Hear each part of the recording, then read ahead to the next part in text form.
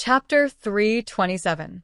The Fan Manor was now divided into a front and back manor, occupying a large area in the south of the city.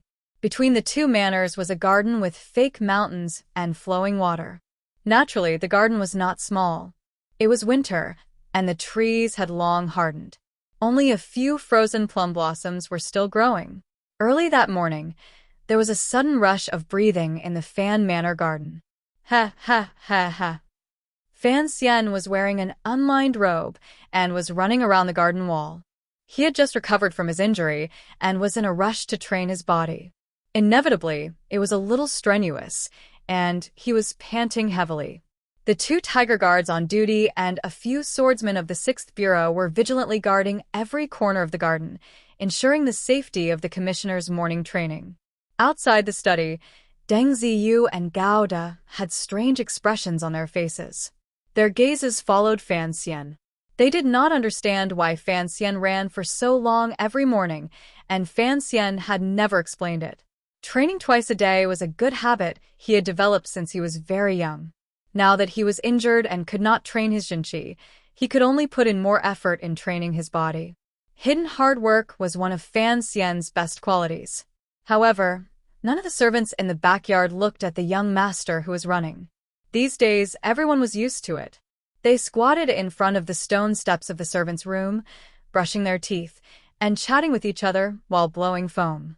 These were the best things in the palace treasury, and only the back manor of the Fan Manor would be willing to buy them for the servants. Fan Xian was a person with a slight obsession with mental cleanliness. The 10 laps were finally over. Fan Xian stood under the eaves outside the study, panting heavily. His hands were on his hips, and his head was lowered. He looked just like Yao Ming in the 4th quarter. He waved his hand, signaling for the servant girl who was holding the copper basin to wait a moment. His family's women were still in the Tsang Mountains, so the former residents had sent a maid to serve him. The maid, who had 2 braided braids, curiously looked at the sweaty face of the young master. She felt very strange in her heart. Why did a character like the young master have to make himself suffer like this? She put the copper basin on the bench and covered Fan Xian with a coat. She flicked the water with her little finger to test the temperature of the water. "Young master," she said quietly, "the water is very hot. It will get cold if we wait any longer." Fan Xian nodded and reached into the copper basin to pick up the towel. He didn't care at all about the scalding water and didn't wring it much. He lowered his body and placed the towel on his face, wiping vigorously. Water droplets dripped down from the towel and his cheeks. After washing his face was slightly red from the heat, and he seemed to be in much better spirits. His eyes were clear and full of spirit. He threw the towel back into the basin and looked at the 2 people beside him. After thinking for a moment, he said, "We are going to enter the palace today. Ziyue, go to the 1st Bureau and see if there are any council matters that have been suppressed these few days." Deng Ziyu responded and left. Fan Xian glanced at Gao De again and said, "Wait for me outside for a while. I have something to discuss with you in a bit." After the situation in the capital had settled, Fan Xian knew that the palace did not intend to destroy him physically. He no longer had any reservations and summoned 4 tiger guards to come down from the Tsang Mountains. Gao De was not on duty today, so he was a bit confused when Fan Xian called for him. Hearing Fan Xian say this, he felt a bit more at ease and stayed outside the study. Entering the quiet study, the light in Fan Xian's eyes dimmed a bit. He sat down on a chair and carefully examined the condition of his body. He found that the condition of his body after the explosion of Jinqi last time had not changed much. His meridians were still riddled with holes, and the Jinqi scattered among his internal organs was temporarily well-behaved and had not harmed the functions of his internal organs. Under these circumstances, he did not dare to forcibly circulate his Jinqi. But if he waited for his meridians to automatically recover, who knew how long that would take? After returning from the Tsang Mountains, Fan Xian had been very quiet. He did not participate in the discussions and struggles of the outside world. In the eyes of Chen Pingping, Fan Jian, and Fei Jie, the older generation, perhaps the young man had been frightened by the successive shocks. Furthermore, That level of political struggle was indeed not something Fan Xian could control, so they tacitly approved of his silence. But only Fan Xian himself knew that the biggest reason he appeared so relaxed these days and allowed his elders to arrange things for him was because of the condition of his body. Uncle Wu Zhu had once said that there was no one in this world that could truly be trusted. So Fan Xian only trusted himself. In his eyes, no one's favor, no one's care, was as reassuring as his own strength. Even if he had the Tiger Guards, the Overwatch Council, and the Qinian unit at his side, if things really did not go well, the only thing he could rely on was his own martial arts. The problem was, his Jinqi had completely dissipated and he had no ability to protect himself. Although the people outside all thought his injuries were gradually healing, he knew that was far from the case. Thus, he had to be silent. He had to shrink into his shell like a turtle. Although his posture was ugly, it was safer. A knock came from outside the study. Fan Xian made a sound of acknowledgement. The person who pushed open the door was the wife of the Ting family. She held a tray in her hand.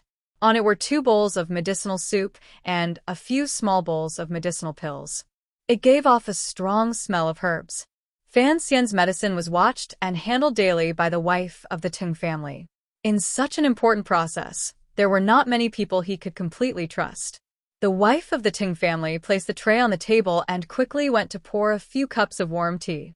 Like soldiers lining up, she was terrified that she wouldn't have time to pour water, while Fan Xian swallowed the medicine. Fan Xian shook his head. With one hand holding the medicinal bowl and the other grabbing a handful of medicinal pills, he sent them into his mouth without a change in expression. However, the amount of medicine was too much. Even with his bold and vigorous eating method, it still took a while to clear all of the medicine on the tray. "It's been hard on you, young master." The wife of the Ting family wore a pitiful expression and smacked her lips as if she was the one taking the medicine. Other than pity, this woman also greatly admired the young master. Every day, he gulped down so much medicine. What kind of life was this? Yet, the young master's expression did not change, and he enjoyed it as if it were malt syrup. Sir Fei of the Overwatch Council was also something. It was just a knife wound. Was there a need to be so nervous and prescribe so much medicine? Fan Xian smiled and said, "I saved money for breakfast." The master and servant chatted for a bit before the wife of the Ting family left the study. Fan Xian sat behind the desk and began to stare blankly. Every day, he ate 1 or 2 caddies of medicine. There was no need to mention his teacher's medical skills. It was indeed very beneficial for strengthening meridians and channels. However, in the end, it was not a complete solution. Thinking of this, he couldn't help but think of Haitong's letter. Was Ku He really willing to pass on the martial method of Tianyi Dao to him? He smiled self-mockingly. It looked like the other party was preparing to raise him like a fierce tiger. The Qing kingdom had done this before, such as the eldest princess and himself. They all hoped that Hu in the north could continue to maintain his bravery and fierceness so that the other party's court would always be in a nervous and uneasy state. Ku He would not be careless in such an important matter as the martial method of Tianyi Dao being passed on to outsiders. Furthermore, only Haitong had a good relationship with him among the disciples of Tianyi Dao. Fan Xian was certain that the person who would pass on the martial method to the south would be Haitong. Thinking of this, for some reason, Fan Xian began to look forward to that day. Suddenly, he lowered his gaze and looked at the cups of tea in front of him. He felt that these cups of deep green and yellow tea were very much like one-eyed strange people. After a moment of surprise, he laughed out loud because of his strange ability to make connections. Immediately after, his throat felt dry, his stomach swelled, and the urge to vomit rose up. Knowing that he had taken too much medicine and taken it too quickly, he quickly picked up a cup of tea and downed it. He rubbed his chest with lingering fear and smiled bitterly. He no longer looked as cool and fierce as he did in front of the wife of the Ting family. For some reason, after being tormented like this, his mood strangely improved. He tossed his past, hatred, threats, the royal palace, Jiangnan, and everything else to the back of his mind. Life was like countless medicinal pills. You had to swallow them slowly. Perhaps it would be bitter, perhaps it would choke, but you still had to eat them. It was always good to be a bit happier. Gouda held his knife behind him with one hand. His feet stood at an irregular angle. His aura was imposing, but no one saw that the hand holding the hilt of the long knife behind him was trembling slightly. He looked at Fan Xian, who was beaming with joy not far in front of him. His heart skipped a beat. He wondered to himself why the commissioner was so happy today. It was completely unlike the mildewed state of a few days ago. After Fan Xian left the study, only then did Gouda know that the commissioner had asked him to wake up early to exchange pointers with him. Gouda knew that he was not a match for Fan Xian. Furthermore, Fan Xian had recently been heavily injured, so he would not agree. However, he was forced by Fan Xian. In the end, the two of them decided not to use Jinqi to compete. This was exactly what Fan Xian wanted. He didn't have any Jinqi left, so he couldn't really fight. The tiger guard's long knife matched up against the black dagger the palace guards had picked up from the golden chrysanthemum bushes in front of the hanging temple. The two aces were fighting in the garden of the Fan Manor with real weapons. The clanging was very lively. It attracted many servants to come and watch the show. Some of the bolder ones even shouted at the top of their lungs to cheer for the young master. Unable to use Jinqi, he relied entirely on his body's control and reaction speed. In just a moment, Gouda was at a disadvantage. No technique seemed to be of much use in front of Fan Xian's reaction speed and reaction speed. There was no Jinqi attached to the weapon. Gouda suddenly discovered that Fan Xian's strength was slightly greater than his. Regarding this problem, he could not understand it no matter how he thought about it. He knew how hard he trained in martial arts. How could the commissioner be above him? Particularly now that he was facing Fan Xian, he was not only facing a superior subordinate. Whenever he thought of Fan Xian's rumored past, Gouda would always feel an unconscious fear when he attacked. As a result, one weakened and the other strengthened.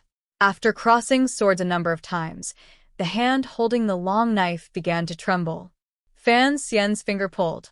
The slender black dagger cleverly spun a circle in his hand, drawing a circle of black light. It looked very strange.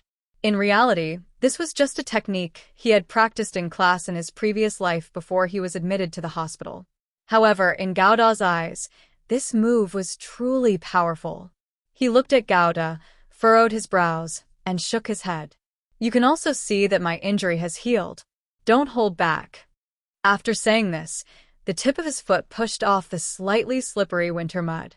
His entire body tilted forward and charged forward quickly. A cold light flashed through Gouda's eyes. Finally, his two hands gripped the hilt of the long knife. His legs crouched slightly and he roared, "Break!" The long knife chopped down squarely and sliced through the morning air in the back courtyard of the Fan Manor.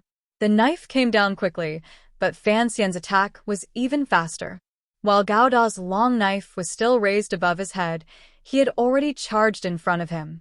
With a spring of his legs and a pull of his wrist, like a bird with food, he held the dagger and stabbed down viciously. With a crisp clang, the two of them separated by 2 steps.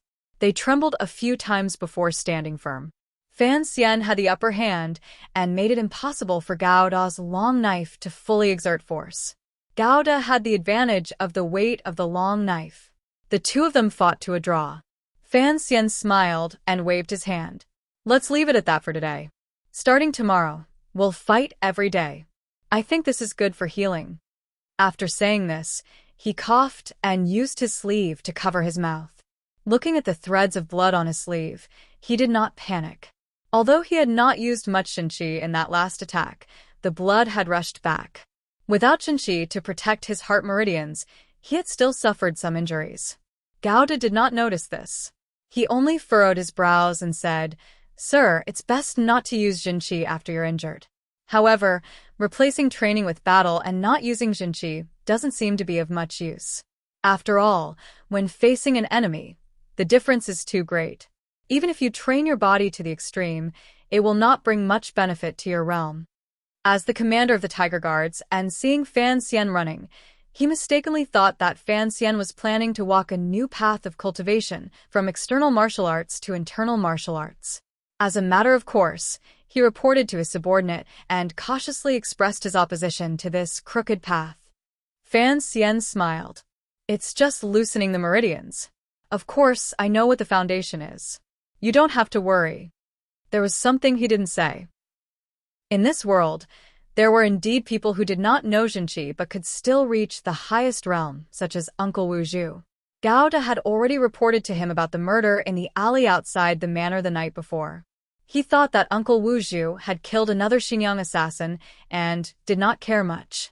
He only thought that one day he would find a secluded manor and have Uncle Wu Zhu cut a few plates of cold shredded radish. He would drink a few cups of wine and reminisce about the happy times he had in Danzhou. The red sun had risen, and the morning chill had slightly dissipated. The servant girl in the front manor had already come to call for him. Fan Xian went into the room to change and walked toward the front manor.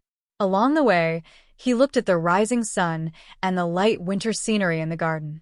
His heart was relaxed and at ease.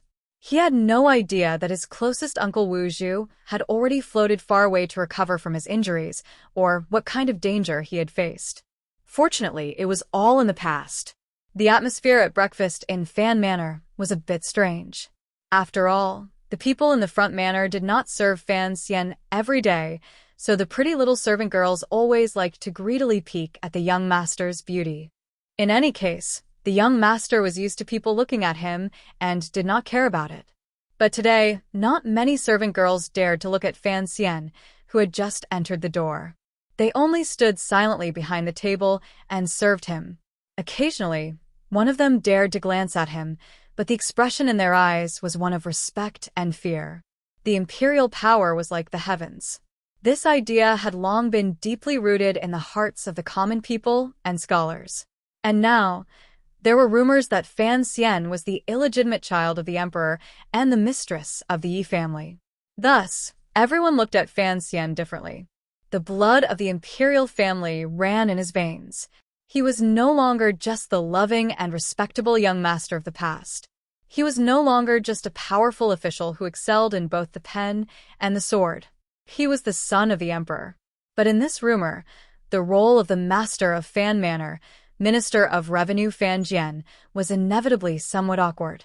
So, no matter how curious the servants and servant girls of Fan Manor were, they could not show it at the table, unless they wanted to die. They could only whisper to each other in the middle of the night, under the warm blankets. Fan Xian could sense that something was amiss, but the beautiful smile on his face did not fade. He walked straight to the table and respectfully bowed to his father, who was sitting upright on it, to pay his respects. Fan Jian half closed his eyes to rest, and very naturally nodded his head. Lu Shi, who was sitting next to Fan Jian, had a strange expression on her face. She forced herself to hide it, but the smile on her face was still a bit unnatural. Lu Shi's family background was deep, and of course, she knew the truth of the rumor.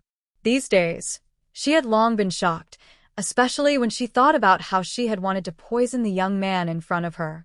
Thinking of Fan Xian's true identity, she felt that it was very inappropriate for her to accept this vow.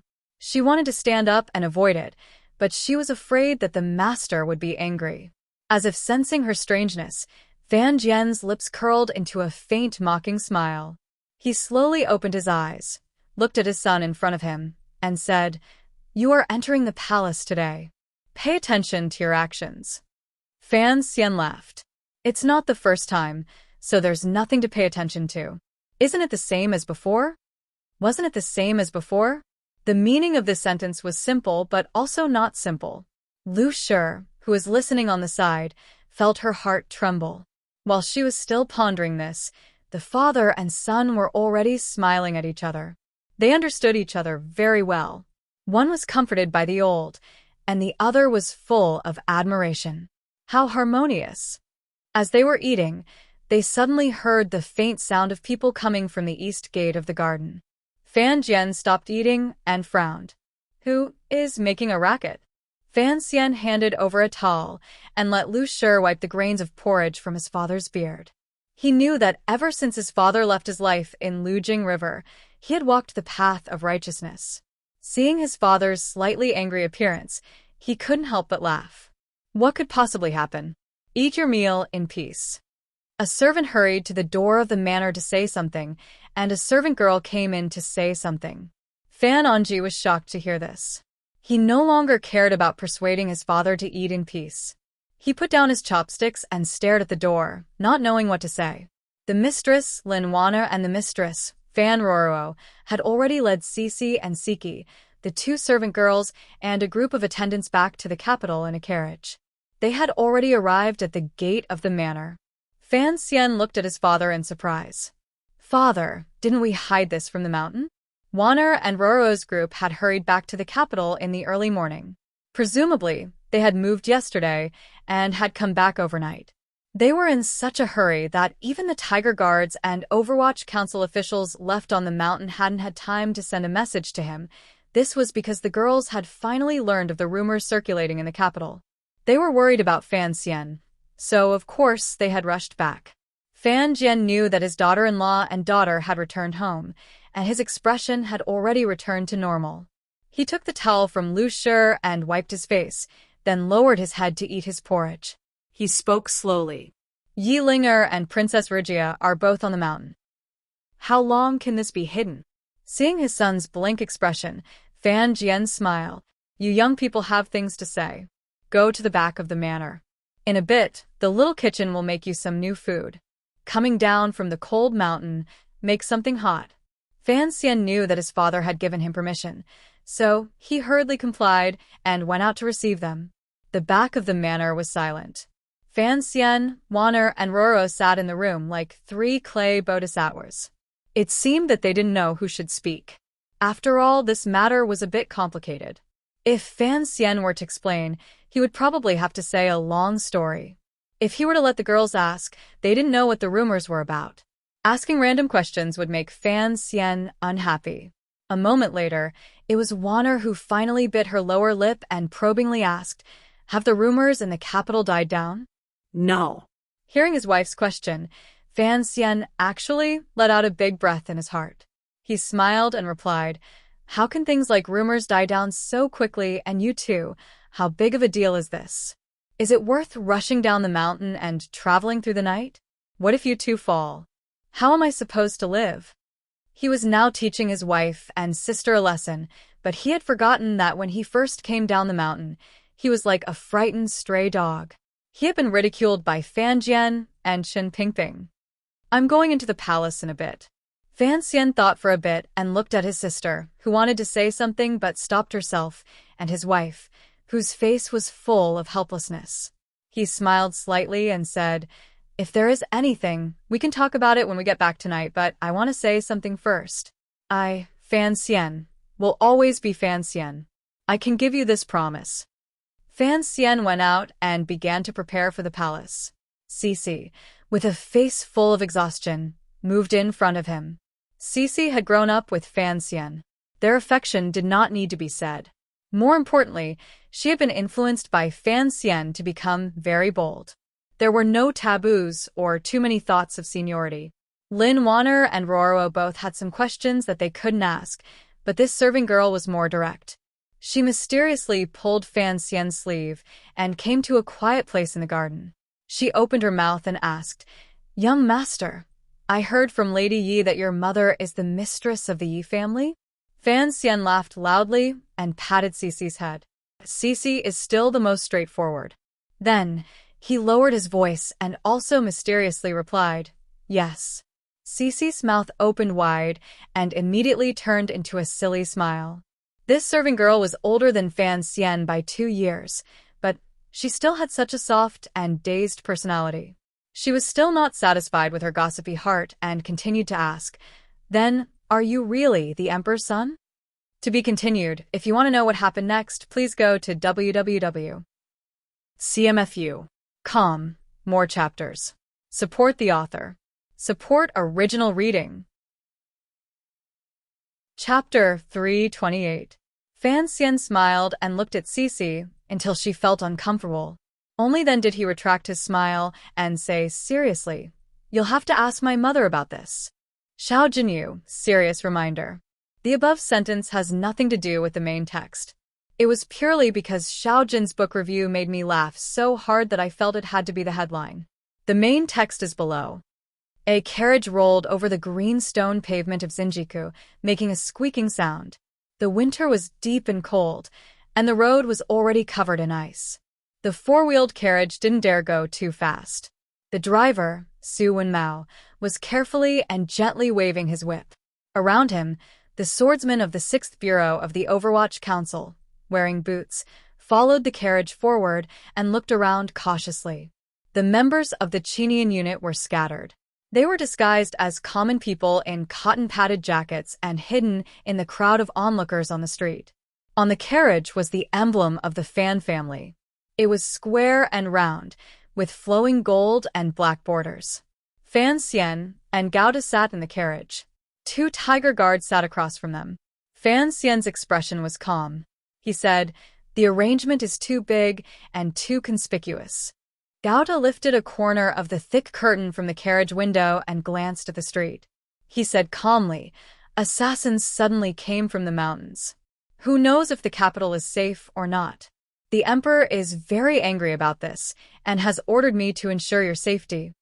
His gaze swept across the street. There were not many people on the street, but the people in the houses and shops had already noticed the Fan family's carriage. They also guessed who was sitting in the carriage. They all cast strange gazes toward the carriage.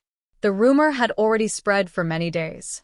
The news that Fan Xian was the emperor's illegitimate child had already been deeply rooted in the hearts of the people. Looking at the direction the carriage was heading, the Jingdo people knew that Sir Fan Jr. was going to enter the palace. They couldn't help guessing.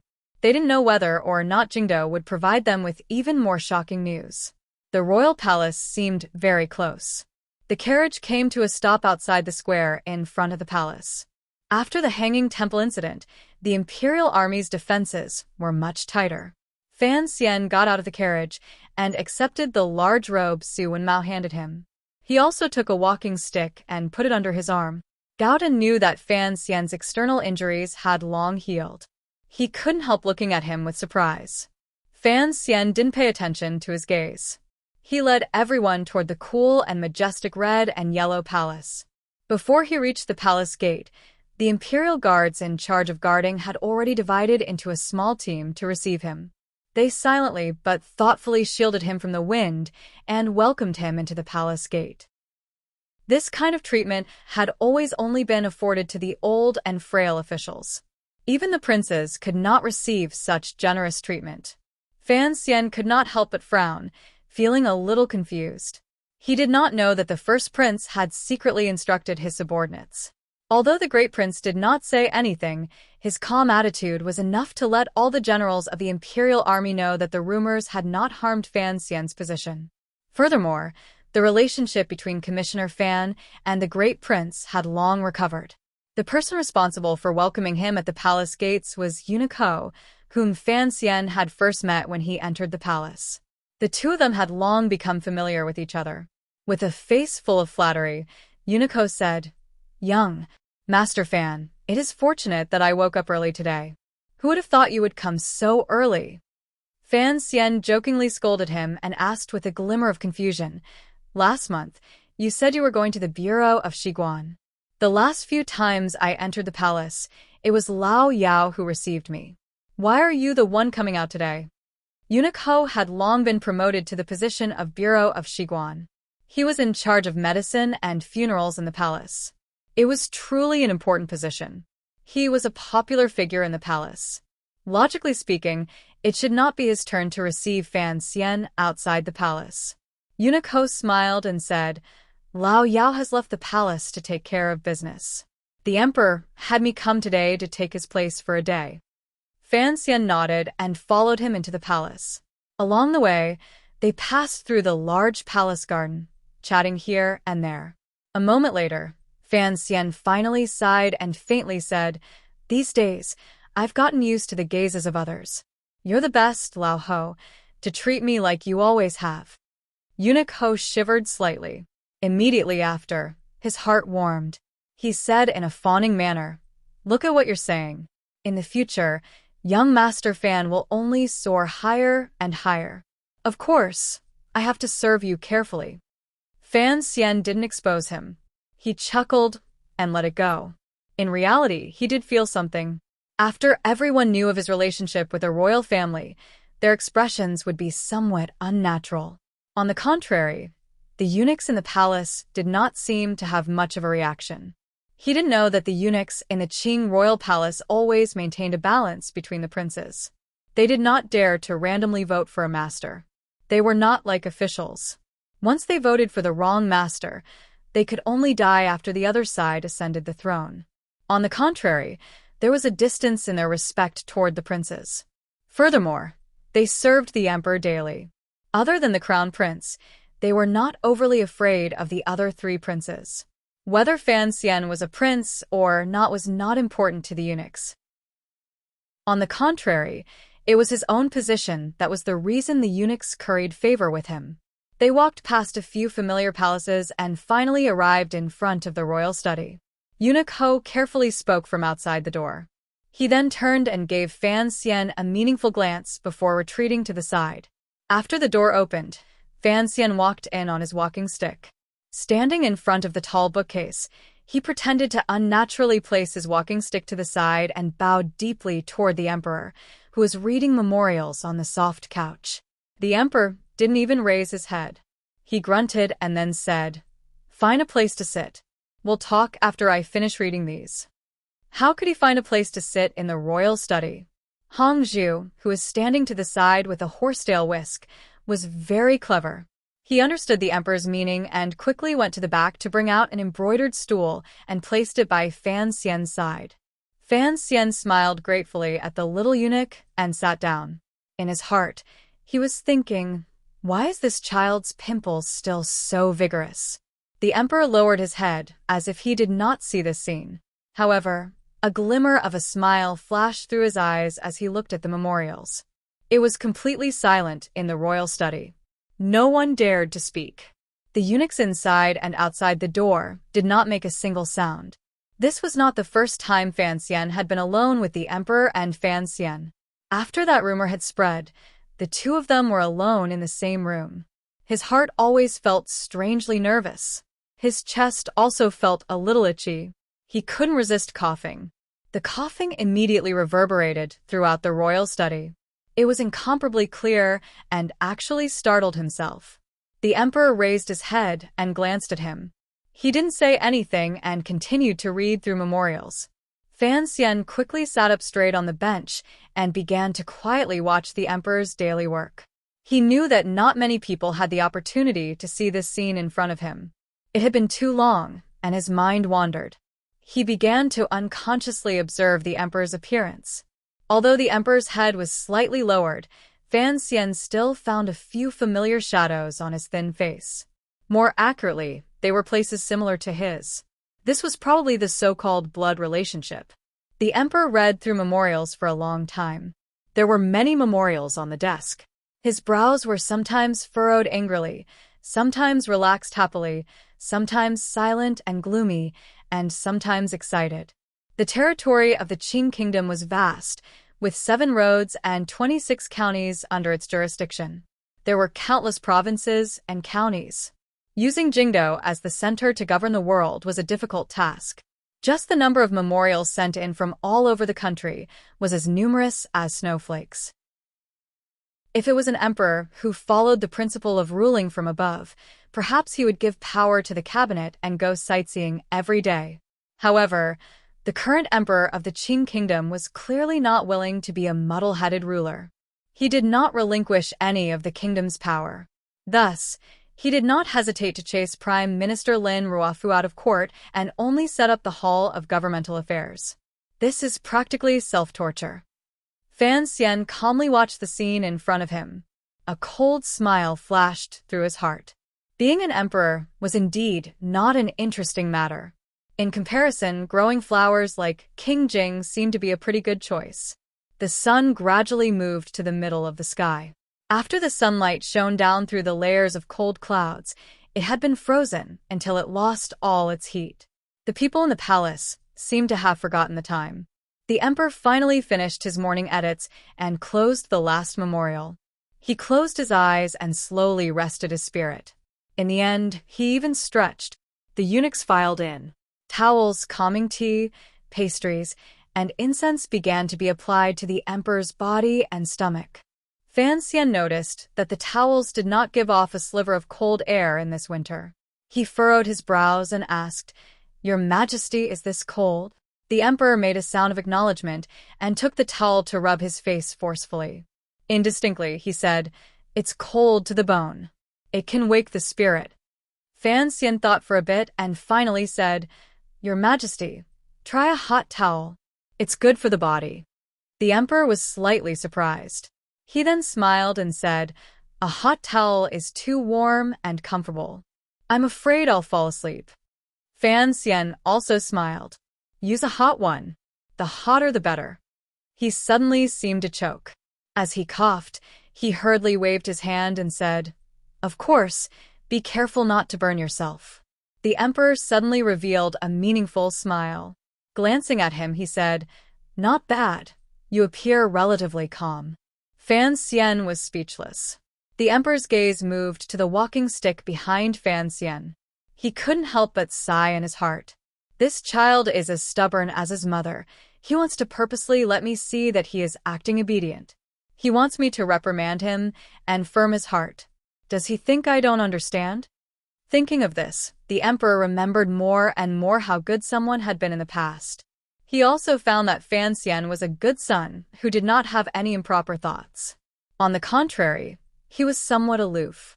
He rose and walked out of the royal study, indicating for Fan Xian to follow him. Fan Xian quickly went to take the walking stick. The emperor smiled and said, "If I had known that your injuries were almost healed, why did you act pitiful in front of me?" Although it was pointed out, there was no anger on the emperor's face. Fan Xian was startled at just the right time. It was as if he had not expected the emperor to not reprimand him. Immediately after, he chuckled and tossed the walking stick to the side, following the emperor out. Fan Xian won the first psychological confrontation between Fan Xian and his so-called father. Following the long eaves of the palace toward the northwest, the palace buildings gradually became sparse, leaving behind the grand buildings of Hongguang Palace and Taiji Palace. Along the way, all the serving girls and eunuchs they saw humbly lowered their heads and gave way. Behind the emperor and Fan Xian, there was only Hongzhu, the little eunuch. Gradually, as they walked, even the serving girls and eunuchs rarely appeared. The winter garden was incomparably quiet. Occasionally, there was snow on the fake mountains. There were no longer any sounds of birds or insects. There was only a faint silence. Fan Xian knew where they were going, so he was silent. The emperor seemed to be in a strange mood and did not say anything. It was not until even the cold palace had disappeared and the palace buildings appeared to be in a dilapidated state that the emperor stopped his steps. At this moment, there was a quiet little courtyard in front of them. The courtyard was not large. Inside, there was only a two-story wooden building. The building was a bit old. It had probably not been repaired in many years. Following the emperor up the steps and entering, Fan Xian began to feel nervous. He took a deep breath. The outside of the little building was old and broken, but the inside was incomparably clean. There was not a speck of dust on it. Someone had probably cleaned it all year round. Going up to the second floor in the main hall, the emperor finally sighed and walked out of the building. Looking at the garden across the balcony, he was silent for a long time. The corner of the royal palace facing the balcony was already the most isolated and quiet place in the royal palace. The flowers and plants in the garden were not cared for and grew wildly on their own. Then, they were bullied by the autumn wind, cold dew, and wild snow and collapsed to the ground. They looked like countless corpses that had been killed, pale yellow and white. In the distance, the corner tower of Huayang sect could faintly be seen. Fan Xian stood silently behind the emperor. It was not good for him to speak, but he had already swept his gaze around the hall.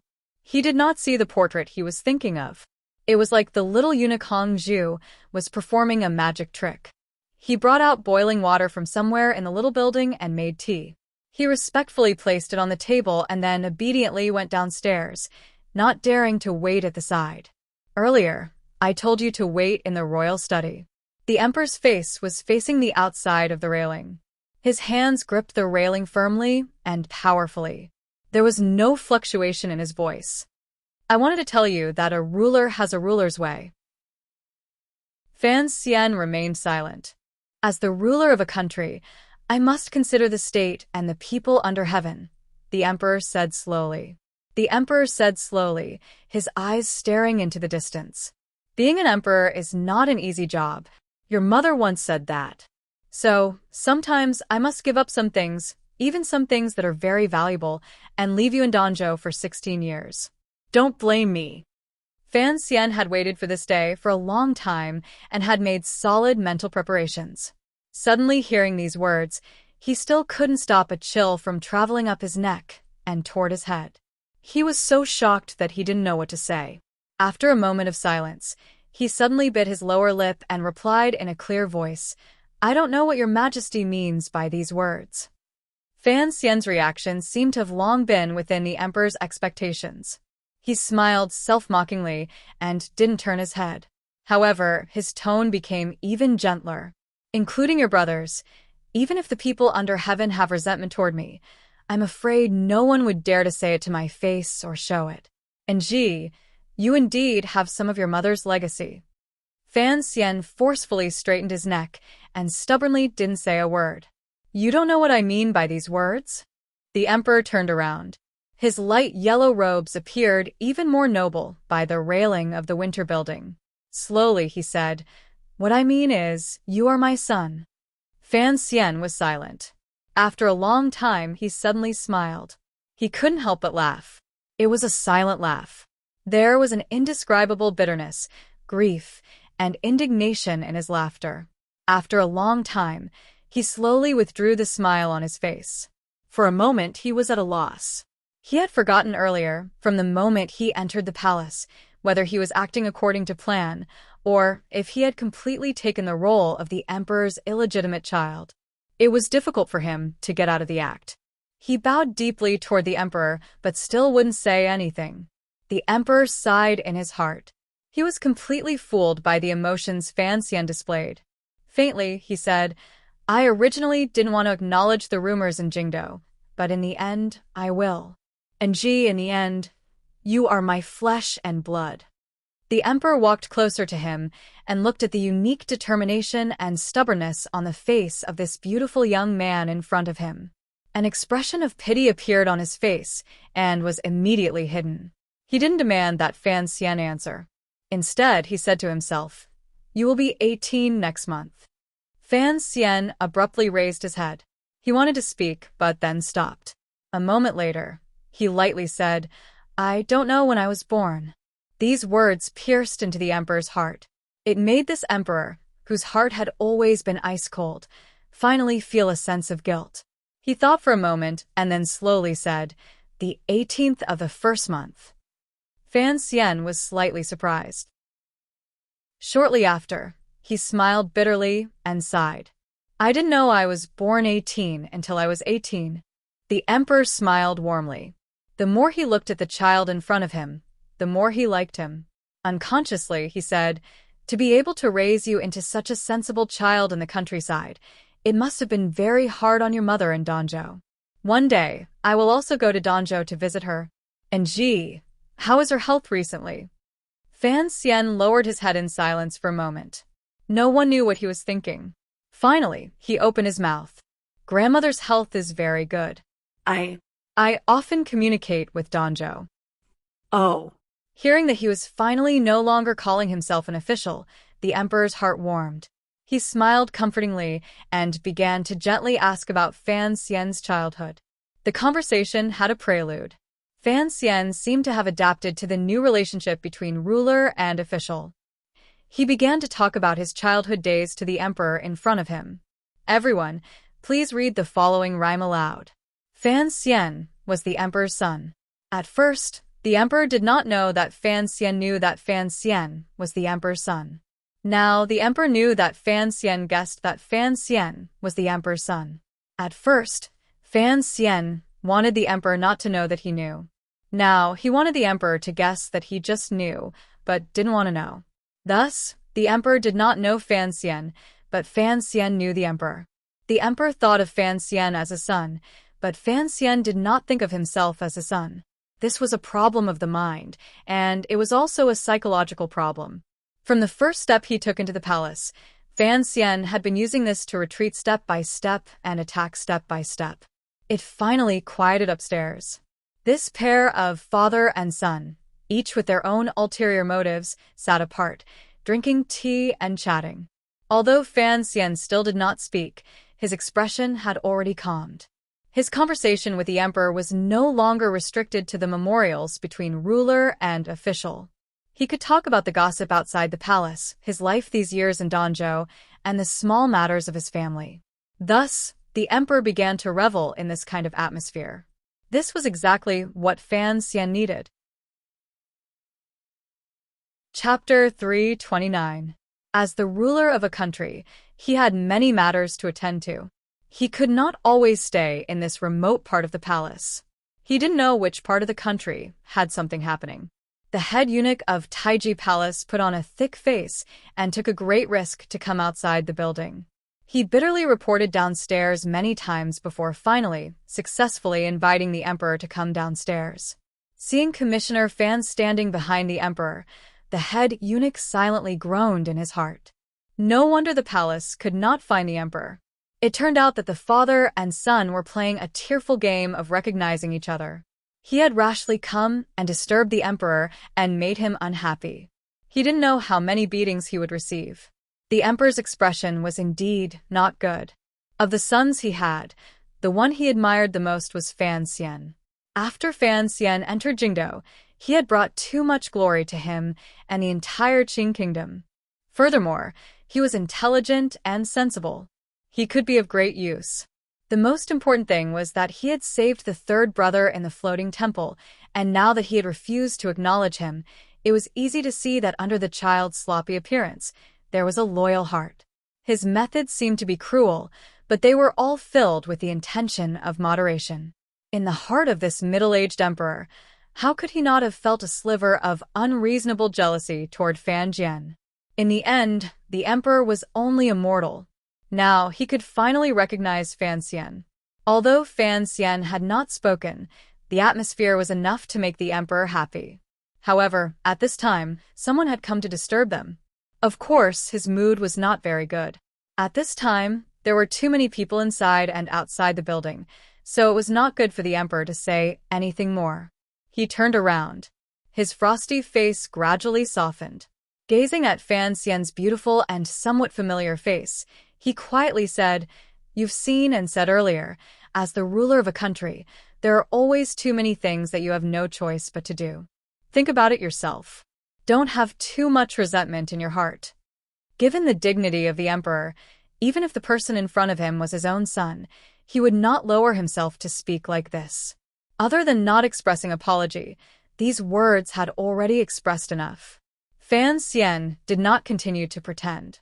He bowed deeply and seemed to be moved. The emperor suddenly furrowed his brows and thought of his sister far away in Xinyang. He couldn't help but feel a headache coming on. He sighed and said, "Recently, the capital has not been very peaceful, and there are too many things that cannot be brought to the table. Chen Pingping is worried that you'll be embarrassed in court, so he has suggested that you go to Jiangnan ahead of time. What do you think?" Fan Xian did not dare to have any objections. Just at the right time, a glimmer of darkness flashed through his eyes. Faintly, he said, "As you wish." He suddenly smiled warmly. "I have never been to Jiangnan before. Please tell me what I need to pay attention to, Your Majesty." The emperor shook his head. "What I need is a clean palace treasury that can earn money for the court every year. As for what to do, you should be clear. In the past 2 months, what you have done, I admire it very much."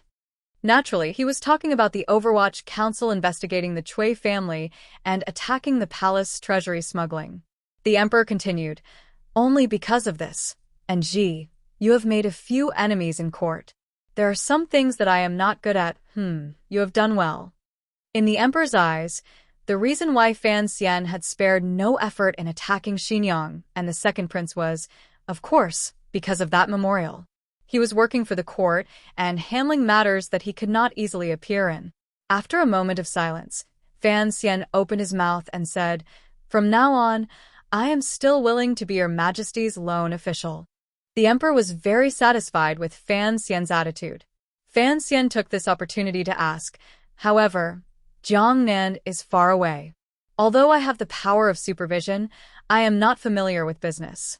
If all matters were to be led by the council alone, I am afraid I would not be able to investigate clearly. Your Majesty," he gritted his teeth in front of the emperor and said, "I would like to borrow Qingyu Hall." The emperor was surprised. After a moment of silence, he asked, "The shopkeepers of Qingyu Hall are naturally familiar with the affairs of the palace treasury. However, according to the rules of the court, they are not allowed to leave the capital." He suddenly felt that saying this in front of Fan Xian was not very kind. He coughed twice and said, "Enji, you are asking me for people in front of me. Are you not afraid that I will suspect your intentions?" Fan Xian straightforwardly said, "The land of Pu Tian is not the land of the king. Since I have brought it up in front of you, I naturally believe that your majesty deeply believes in my loyalty." The emperor stared at him, but his heart was quickly circling. Back then, the Yi family had deep roots and could almost shake the system of the country. As the ruler of a country, he was truly afraid that the events of the past would repeat themselves. After all, Fan Xian was his own son. It was inevitable that he would be a little unwilling to lose the Yi family. But he thought about it again. Since Fan Xian dared to say these words, he could be considered honest. He opened his mouth and lightly said, "Now that you are standing high enough, you naturally know that so-called real gold and silver are not very useful. As for the palace treasury, 6 years ago, I decided to let you control it when you grew up. It was because of that thought. This was originally my wish." What is there to doubt? Fan Xian's expression showed that he was moved, but the emperor waved his hand and laughed mockingly. "But don't try to hide it from me. Even though the affairs of the palace treasury are complicated, there is no need for those old fellows of Qingyu Hall. With your request, I think you want to fish them out of the capital." Fan Xian did not argue. He sadly sighed and said, "I dare not lie to your majesty. I do indeed have this thought. From the first day I found out about my past, I had this thought. Last year, I even went to Qingyu Hall to see. Those shopkeepers are confined to the capital all year round. It is truly a bit awkward. These people are not even 50 years old. If they were released into the capital, they could still serve the court." Last year, he had taken a trip to Qingyu Hall.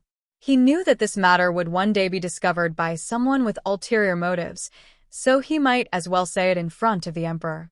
The emperor seemed to be surprised by his calmness. After a moment of silence, he finally nodded. Fan Xian was overjoyed. The emperor laughed in spite of himself. "You can't take them all. The manors of the nobles are all managed by Qingyu Hall. If you take them all, I'm afraid King Jing will be the first to not forgive you." Fan Xian chuckled. The emperor smiled slightly and said, "Of all of them, only Prince Hiqing dares to stand up straight and speak in front of me. His temperament is calm and fierce. How about you?" He stopped and said, "There's a painting in the side room upstairs. Go take a look in a moment." Although he clearly knew that the painting was in the royal palace, Fan Xian still showed slight hesitation and asked, "What painting?" The emperor said, "The only painting your mother left in this world." Thinking of Xiao Yezi, his gaze softened. In a quiet voice, he said, "You have never seen her. Take a good look at her in a moment, speaking of which, your mother and you're not very similar." Fan Xian was slightly startled.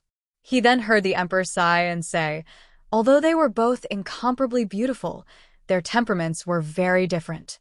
She was like a man and did not give in to men. Otherwise, she would not have such a name. Back then, she hated the so-called poems and songs the most, so she could only practice them. Thinking of the son in front of him, who was the most famous poet in the world, the emperor suddenly felt that the matter was interesting. He laughed loudly and pointed at Fan Xian. Although the poems she made had the power to swallow up the wind and clouds, they only matched her temperament.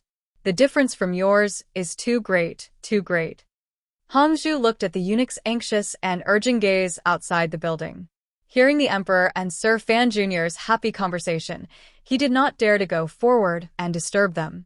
Fan Xian smiled and asked curiously, "Mother, have you heard the poems she made before?" "Only one." The emperor leisurely thought back to the past and recited in a clear voice, "The scenery of the north, 1,000 li sealed in ice, 10,000 li of snow floating." Inside and outside the palace, there was only a vast expanse. Up and down the great river, there was suddenly no torrent. The mountains danced like silver snakes, the plains rode like wax elephants, wanting to compete with the heavens. On a clear day, looking at the red makeup and plain clothes, it was exceptionally enchanting. The rivers and mountains were so beautiful, attracting countless heroes to bend their backs. Pity Emperor Hanwu of Wei, slightly lacking in literary talent. Ancestor Song of the Tang sect, slightly lacking in elegance. The pride of a generation, the Khan of the Western savages, only knew how to draw a bow and shoot a large eagle. It is all in the past. Counting the distinguished figures, we will still look to the present. Emperor Hanwu of Wei, Ancestor Song of the Tang sect. Fan Xian's expression was very interesting, so interesting that he was about to cramp. The emperor glanced at him with disapproval and scolded, "Do you think this poem is not good?" Fan Xian said with a pained expression, "Naturally, it is full of vigor. However, I do not know who this Emperor Hanwu, Tang sect, and Ancestor Song are." He thought to himself, "Mother, if you want to change, then change it completely. What Khan of the Western savages? I have truly lost to you." The emperor explained, "Rumor has it that they were the 3 heroes of a generation from ancient times." Fan Xian was speechless. He thought that his mother's skill at making excuses was very similar to his own. It was just like that night in Shangjing, Northern Qi, with Zhuang Mohan. Anything that could not be explained clearly would be pushed back to ancient times. He had occasionally seen it in the annals of history, but where was the annals of history? "Sorry, I tore it up to use in the toilet." The eunuch asked again and again, and the emperor finally left the little building. As he left, there was no trace of sadness in his thin figure. There was only Hongzhu and Fan Xian left in the little building. Watching the emperor's figure disappear behind the layers of hanging frost branches, Fan Xian finally couldn't resist exploding. Holding his stomach, he laughed loudly. Ha ha ha. The sound rang through the little building with unspeakable joy. To the side, Hongzhu was dumbstruck. He wondered if Commissioner Fan had been greatly affected by what had happened today. Should he ask the royal doctor to come and take a look? After a long time, Fan Xian finally stopped the ridiculous laughter brought about by spring in Qin Garden. His stomach hurt from laughing. Breathlessly, he said to Hongzhu, "It's nothing, I'll go up myself. Wait for me downstairs." As he walked up the stairs, Fan Xian still couldn't stop himself from wanting to laugh. That woman called Yi Qingmei was truly a wonderful person. She didn't copy thousands of good poems, but she had to copy this one. He guessed that she had been forced into a corner by Emperor Fanjian and his group of people. However, perhaps old Mao's poem suited that woman's state of mind?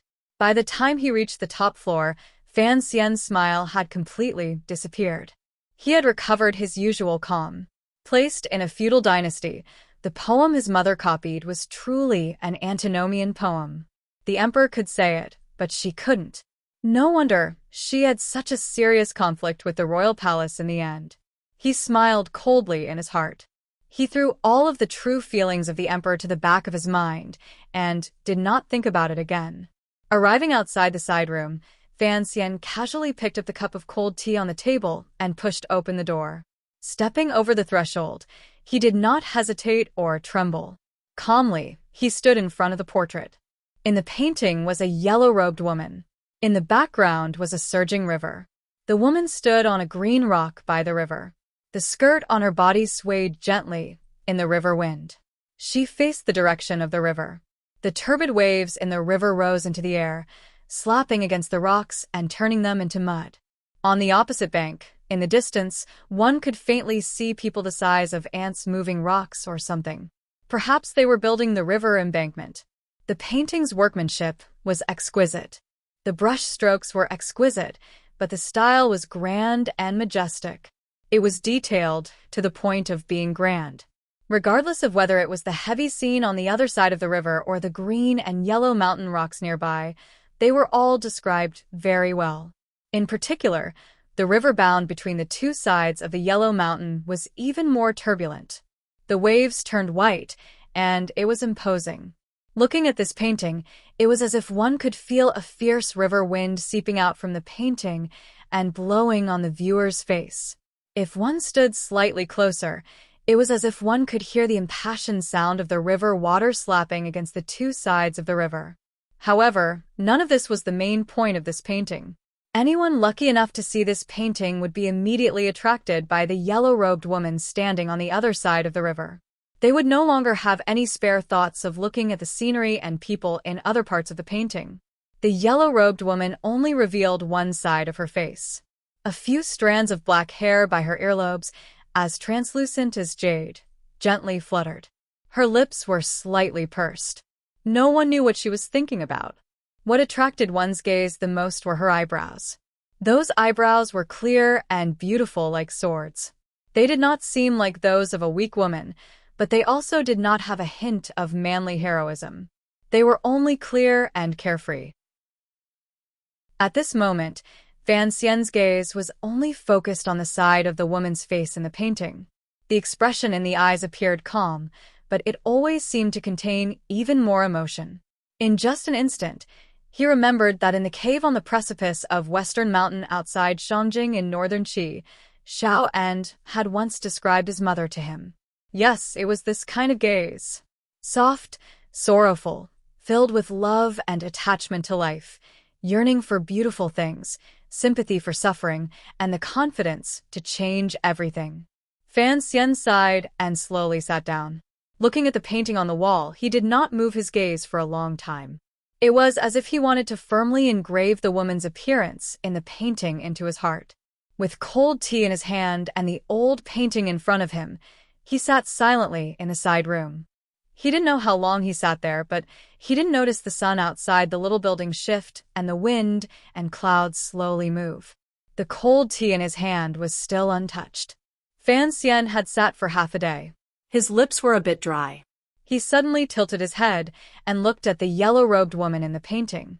In a quiet voice, he said, "You did well. Unfortunately, you didn't take care of yourself." He paused as if he was a bit nervous. He wanted to organize a more suitable words to say to the woman in the painting. "Of course, I didn't do as well as you, but please don't worry.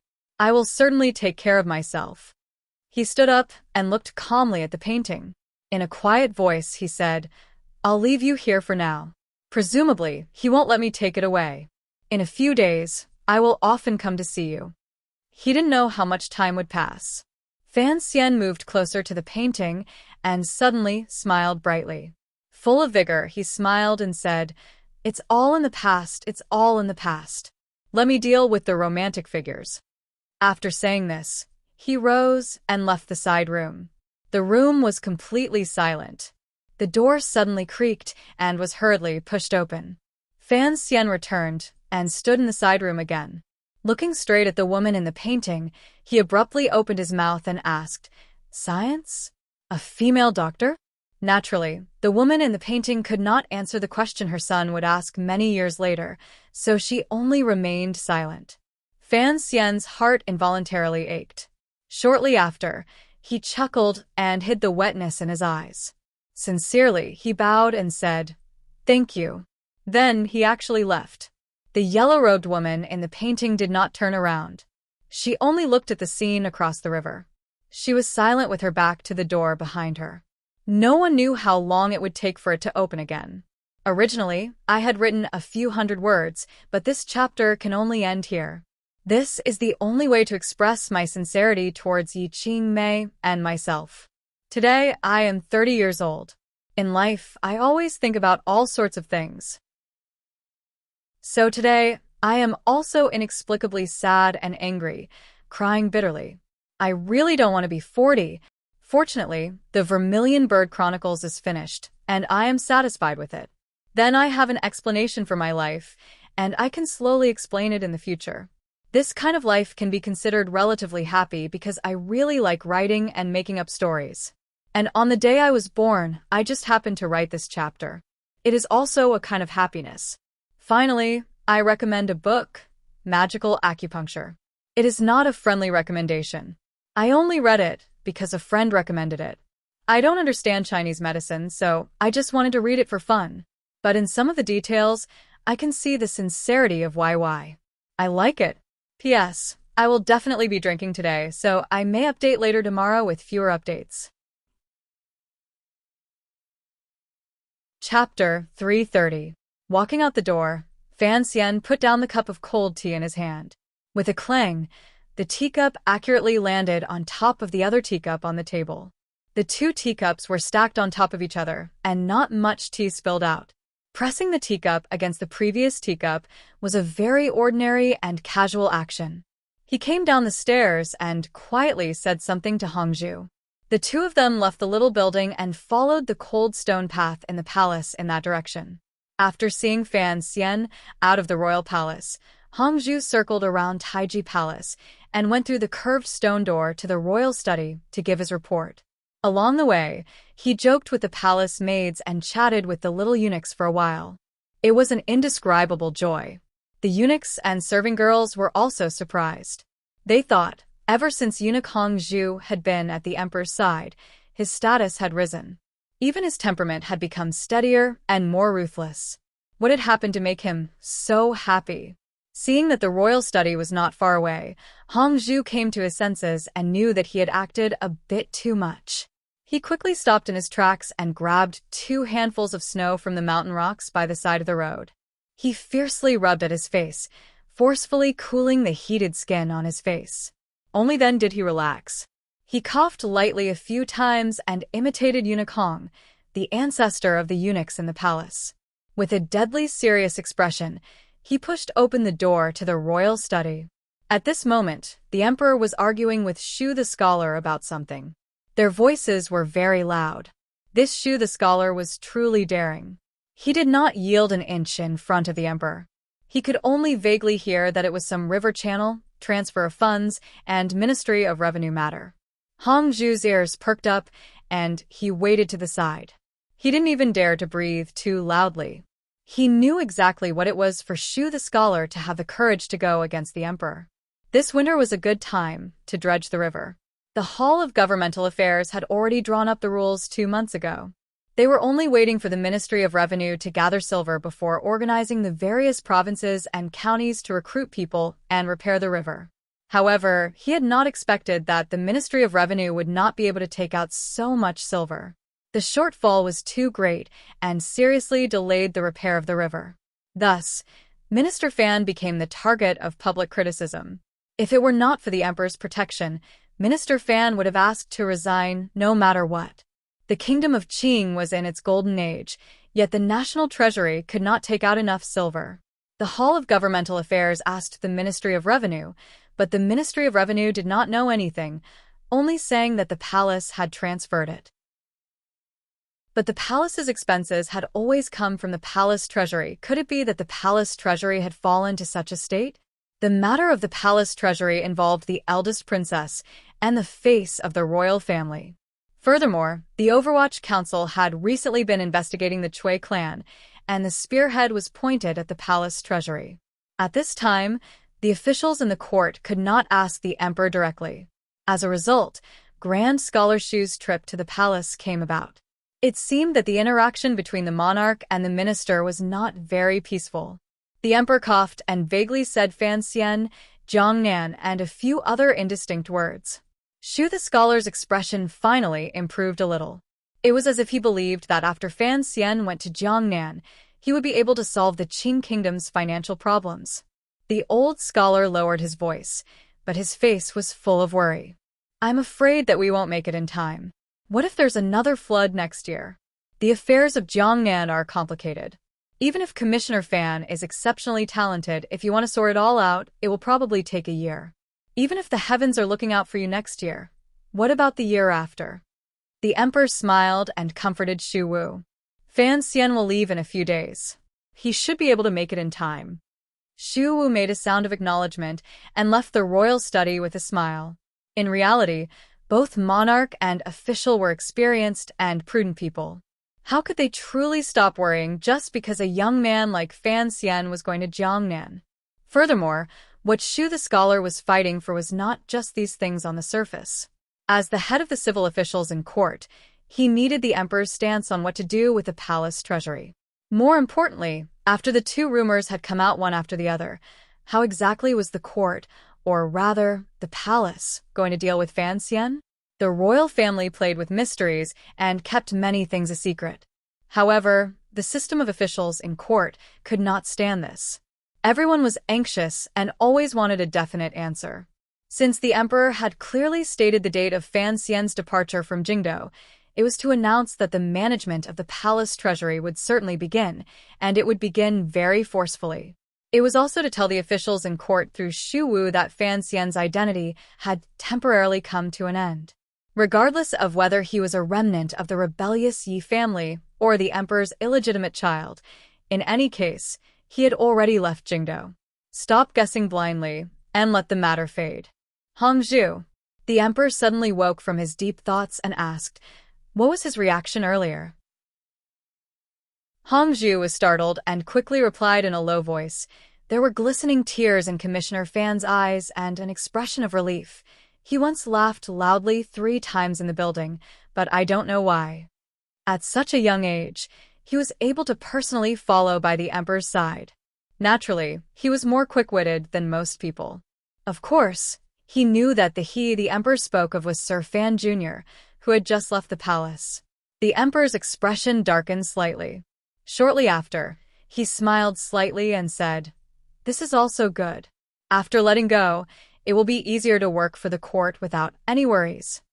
Hongzhu gave a small smile and didn't dare to continue. He was quite frightened by the emperor's following words. Starting next month, go serve at the empress's side. The emperor caressed a piece of calming jade in his palm and said casually. It was like a bolt of lightning striking the little eunuch's heart. With a thud, Hongzhu knelt down stiffly on the ground. Crying, he said, Your Majesty, I don't know what I did wrong. Please, Your Majesty, beat me to death, but don't chase me away. The emperor furrowed his brows and looked at him. He said with disgust, What kind of future do you have? I wanted you to go to the palace to be the head eunuch. I promoted you, yet you are so scared, you really can't be of much use. Hongzhu's heart was in a mess. He knew he had made a mistake, but his face was still covered in snot and tears. He wailed, I don't want to be some head eunuch. I just want to be at your side. Oh. The emperor looked at the little eunuch in front of him with a not-quite-there smile and said, What are the benefits of being at my side? The word benefit could be used as a joke, but it could also be used as a beheading knife. Hongzhu raised his head from the ground in a daze. His tear-stained face was stained with dust. He muttered, Serving by the emperor's side is a servant's face. Glory? Hongzhu pounded his head like garlic. Sobbing, he said, I deserve to die. I shouldn't have been greedy. His heart was like a mirror. No one in the palace cared if a eunuch took a bribe, but it depended on the mood of these masters. How much silver did you take? The emperor looked at the little eunuch's face covered in dust and tears. His appearance was very funny and actually laughed out loud. Hearing the laughter, Hongzhu's heart calmed slightly. He slowly replied, I've been in the royal study for 2 months and took a total of 400 liang of silver. The emperor's face suddenly darkened and a chill rose. He coldly said, Is that so? Then who bought the 800 mu of land in Jiaozhou for you? Your brother's official position, who gave you the connections. You are very daring. You haven't even been at my side for 100 days and you've already done such a thing. Hongzhu's face was pale. All his hopes turned to dust. He wailed loudly, I know my crime, I know my crime. He didn't even dare to beg the emperor to spare his life. Who was it? The emperor turned around and kicked off his boots. He sat on the couch and began to read memorials again. Hongzhu's face was green and then white. He knew he could not hide it in the end. He gritted his teeth and said, "It was Commissioner Fan." The emperor's expression did not change. He gently made a sound of doubt. Hongzhu suddenly used his hands and feet to crawl to the emperor's feet. Raising his face, he sobbed, "Your Majesty, you can kill me as much as you want, but the heavens can be my witness. I am loyal and devoted to your Majesty. I definitely did not secretly. The commissioner is a good person. I begged him to do this. Please spare him." Only now did the emperor reveal a glimmer of surprise. "Oh, you're actually pleading for him?" He immediately laughed out loud and said, "It looks like this child's relations with people are much better than I imagined." The emperor looked at the little eunuch's messy face and laughingly scolded, "Get out. Fan Xian has long reported this matter to me. If I didn't like the fact that you are a little clever, he would have killed you long ago. You're actually pleading for him?" "Ah." Hongzhu's face was filled with shock and embarrassment. He didn't come back to his senses for a moment. "Still not getting out?" "Yes, your Majesty." Hongzhu's face was sullen, but his heart was overjoyed. He didn't get up and just crawled out of the royal study. As for whether he would be chased to the Empress's palace to be the head eunuch or some other way out, at this moment, he didn't care. After leaving the royal study and running into a side room, Hongzhu finally calmed his panting breath. Only now did he feel how cold the cold sweat on his back was. Accepting a towel, he carelessly wiped the tears, sweat, and dust on his face. In annoyance, he chased all of his subordinates out. It wasn't until he sat alone in his room that he began to feel a lingering fear. Sir Fan Jr. is right. There is nothing in this world that can be hidden from the emperor, the little eunuch thought with lingering fear. If the emperor allows you to be greedy, then you can be greedy. So you might as well do everything in the open. At this moment, his admiration for Fan Xian was already deeply embedded in his bones. Other than admiration, he felt a great deal of gratitude toward Fan Xian. The other party could guess that the emperor didn't care about the little eunuch at his side being greedy. This was only because Sir Fan Jr. was extraordinarily intelligent. Sir Fan Jr. used this matter to hide the most important matter. This was the key. In the future, if he walked closer to Sir Fan Jr., the emperor would not be suspicious. Thinking of that matter, the little eunuch Hongzhu's eyes narrowed. He was unspeakably grateful. However, he was about to be moved out of the royal study. He didn't know if he would be able to help Sir Fan Jr. in the future. In the carriage of the Li Palace, Fan Xian half closed his eyes and rested. Gouda and the 2 tiger guards had been sent out of the carriage by him. Inside the carriage was Su Wenmao. He closed his eyes and thought. Although he couldn't determine whether or not there were spies from the palace in the Qinian unit, he had run into Wang Qinian and had Wang Qinian pick up these unsuccessful Overwatch Council officials to his side. For him, the people he could trust the most were these people. If he wanted to do something, he could only trust them. "Is there any conclusion to the Yingzhou matter?" he asked with furrowed brows. Su Wenmao was not driving the carriage.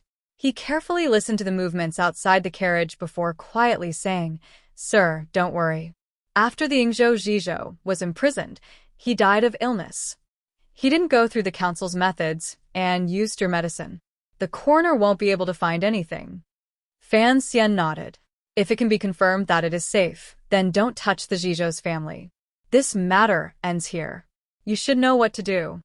Su Wenmao nodded. He knew that the commissioner had warned him to keep it a secret.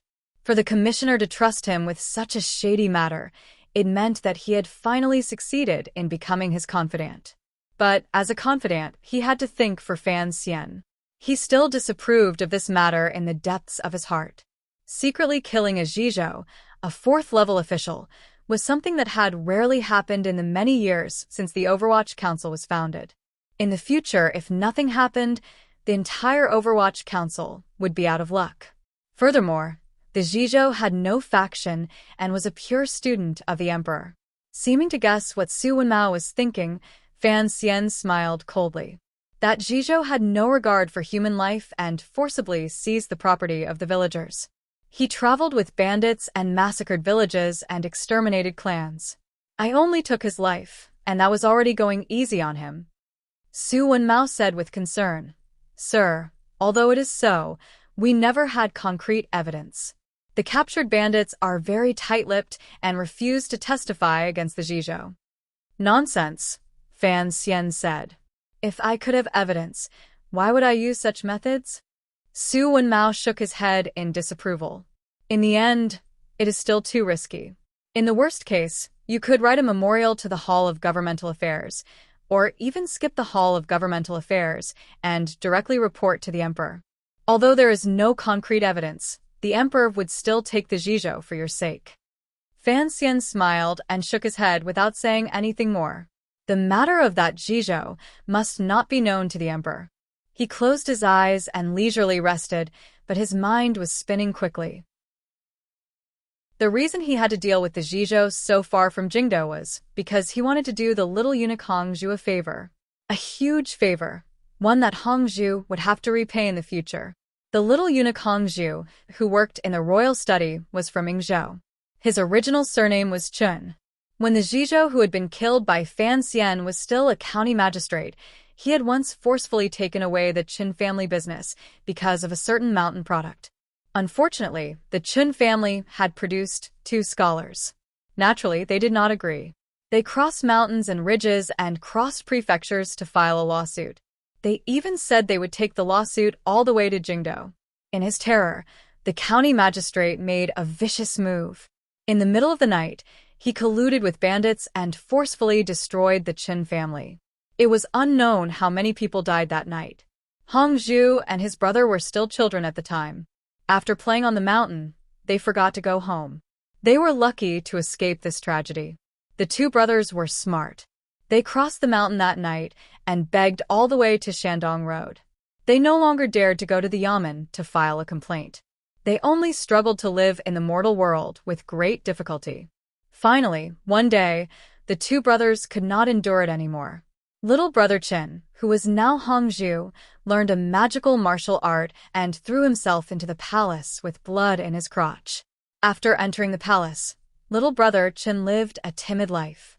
He was bullied by older eunuchs and pinched by damned old serving girls. Under the humiliation, fear grew. He didn't even dare to say his surname. Coincidentally, one day, little brother Chen was carrying water and passing by the side of Hongguang Palace. He ran into old eunuch Hong sleeping and resting outside the room. The old eunuch was only wearing old clothes from many years ago. He was not wearing palace robes.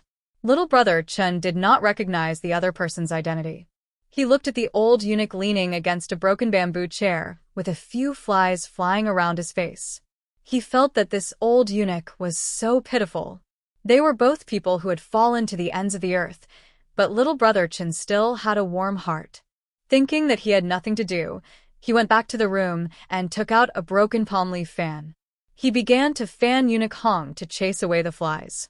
When old eunuch Hong woke up, it was not like the usual scene in the story where the little eunuch Shen was taught the supreme divine skill and accepted as his little brother, allowing him to do whatever he wanted in the palace and eat and drink well everywhere.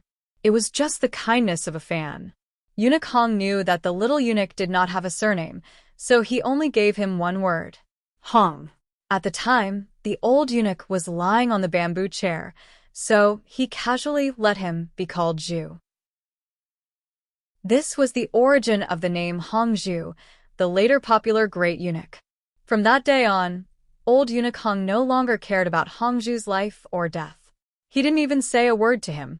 Even after Hongzhu went to the royal study and tried to find ways to curry favor with old eunuch Hong, the old eunuch ignored him. However, the little eunuch had a name. His surname was Hong, and his name was Zhu. The surname Hong represented something special in the palace. Furthermore, old eunuch Hong did not express any opposition. Gradually, people began to spread the word that Hongzhu was old eunuch Hong's new adopted grandson. No one dared to bully him anymore. On the contrary, they had to curry favor with him. They begged him to do any easy or dignified work. Hongzhu was a clever person. After experiencing the tragedy of his childhood, his temperament was very steady. There were also so many opportunities in front of him. In addition, Old Dai had lost power, and the people in the palace had changed several times. This allowed the little eunuch's luck to flourish. He entered the royal study and began to work at the emperor's side. This was the so-called opportunity. He had seen a lot and knew that the royal palace was just like this. The Zhizhou was not a high-ranking official. The fire of revenge in Hongzhu's heart began to burn. However, he was young and did not know how to do it. He had no idea how to proceed. Was he supposed to directly state his grievances to the emperor? He didn't have the guts. Coincidentally, at this moment, heaven sent a person in front of him. The carriage jolted. Fan Xian slowly woke up and yawned. His spirit appeared a bit weary. The matter of Hongzhu had been dug out by him. He did not let Hongzhu know about the follow-up. He had only silently done it and only told him today. Fan Xian knew that given the trend of Hongzhu's development in the palace and the degree of trust the emperor had in him, in less than 3 years, this little eunuch would certainly have considerable influence. At that time, he would casually say a word, and there would be many people from the 6 ministries in court willing to risk their lives for him and help him get revenge. Thus, he had to do it 3 years ago. Furthermore, he had to do it cleanly. He had to do it without threats, show no favoritism, and leave no future trouble. This was a top-notch method of giving favors. The Zhizhou who died was the Zhizhou of Yingzhou. Hongzhu was recorded as a Jiaozhou person. The two places were very far apart. The case of the family massacre had happened too long ago. No one remembered it. Fan Xian was not worried that someone would guess Hongzhu's connection to this matter. On this point, he was very careful and didn't tell anyone. In the future, even if the emperor found out that the Zhizhou of Yingzhou had died an abnormal death and found that it was the Overwatch Council who did it, Fan Xian would be able to find a basket of excuses. As long as it had nothing to do with the people around him and nothing important in the palace, the life of a mere Zhizhou, in the emperor's eyes, was not as valuable as his own son's. He lifted the corner of the carriage window and narrowed his eyes to look at the already distant and indistinct corner tower of the royal palace. He wished the little eunuch would be able to soar in there. To be continued. If you want to know what happened after, please log on to www.cmfu.com. More chapters. Support the author. Support original reading. Chapter 331. The carriage stopped in front of the Overwatch Council. Fan Xian got off and walked directly into the council. Along the way, he smiled and greeted the officials he met. This was the first time he had come to the council after the chaos of rumors, so he found that the gazes of the council officials were burning. In reality, many of the lower-level officials did not know who Yi Qingmei was. Every day, they looked at those lines of glittering words and that name that looked down on all men. After a long time, they would always feel a familial sense of familiarity and closeness. Under Chun Pingping's deliberate and unintentional connivance, the heads of the 8 bureaus, Zhong Zhuai, and the other old fellows all began to proclaim to their subordinates what kind of business the Yi family had once been and what the Yi family had done for the Overwatch Council. In the end, they raised this theory to the point that without the Yi family, there would be no Overwatch Council. After all, the Yi family had fallen because of the crime of rebellion. At first, hearing their superiors praise the Yi family without restraint, the officials of the Overwatch Council couldn't help but feel anxious. However, they found that the court did not seem to be afraid of this, and Commissioner Fan's other identity was also very interesting. Thus, everyone began to be interested in some of the details of the past. After a few rounds of brainwashing, the people of the council felt a great sense of closeness toward the Yi family. There was a feeling of the relationship between soldiers and water.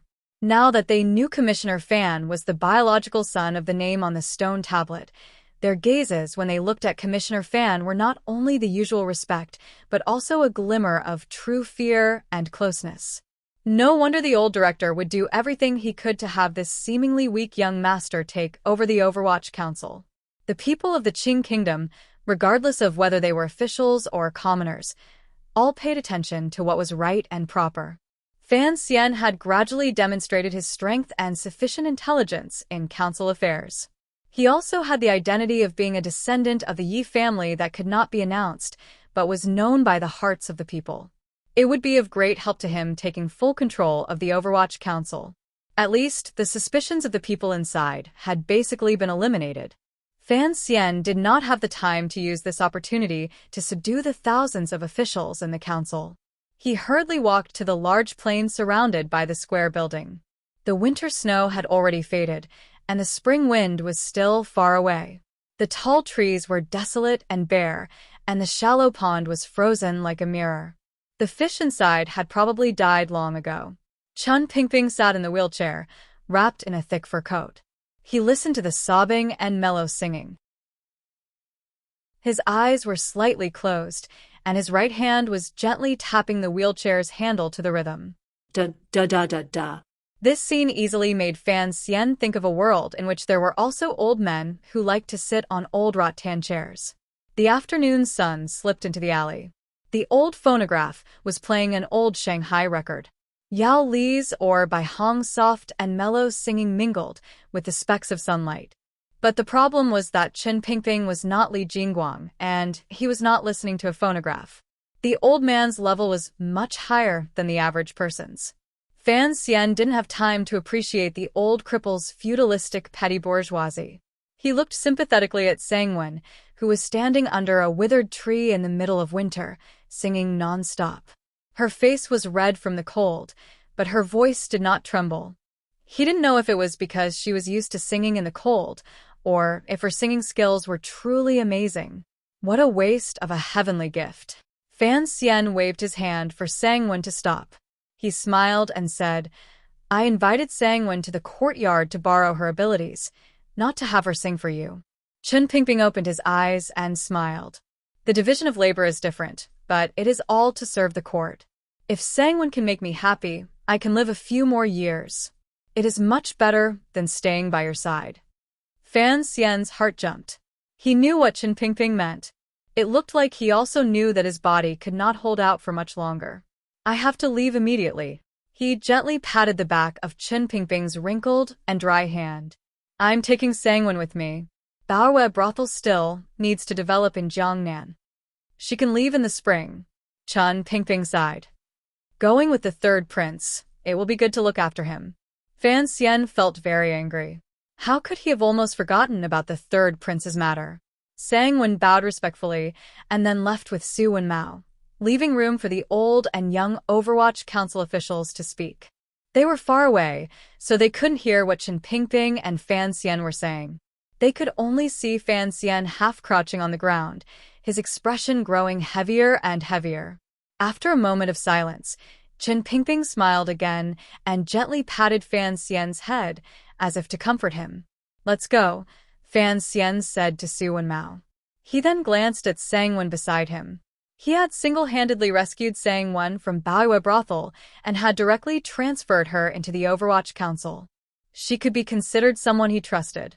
However, these days, Sangwen basically had no opportunity to stay by his side. Instead, she was responsible for singing for Chen Pingping every day. "How have you been recently, Miss Sang?" Fan Xian asked. Sangwen smiled warmly. Her slightly plump cheeks looked very happy, and her slightly big mouth was not too glaring. She said harmoniously, "I don't have anything else to do every day. I just sing some songs for the old man. It's very relaxing." "Very good." Fan Xian smiled warmly. Fan Xian smiled and said, "According to the director's intentions, you can go to Jiangnan in a few months."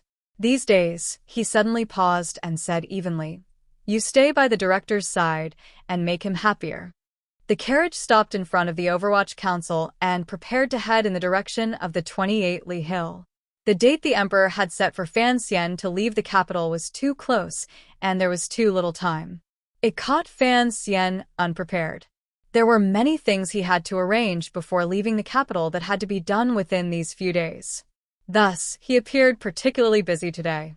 Gao De and the other 3 tiger guards were still not in the carriage. Fan Xian did not have enough trust in these personal bodyguards. Fan Xian waited for a moment before Su Wenmao climbed into the carriage.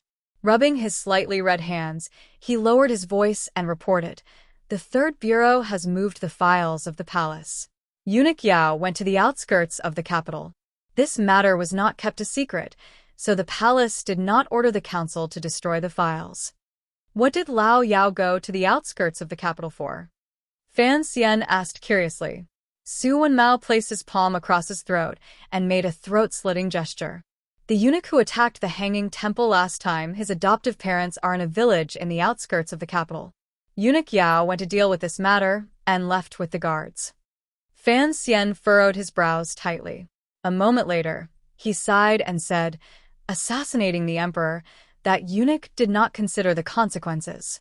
He did not think, regardless of whether or not he succeeded, the relatives in the village would probably all die."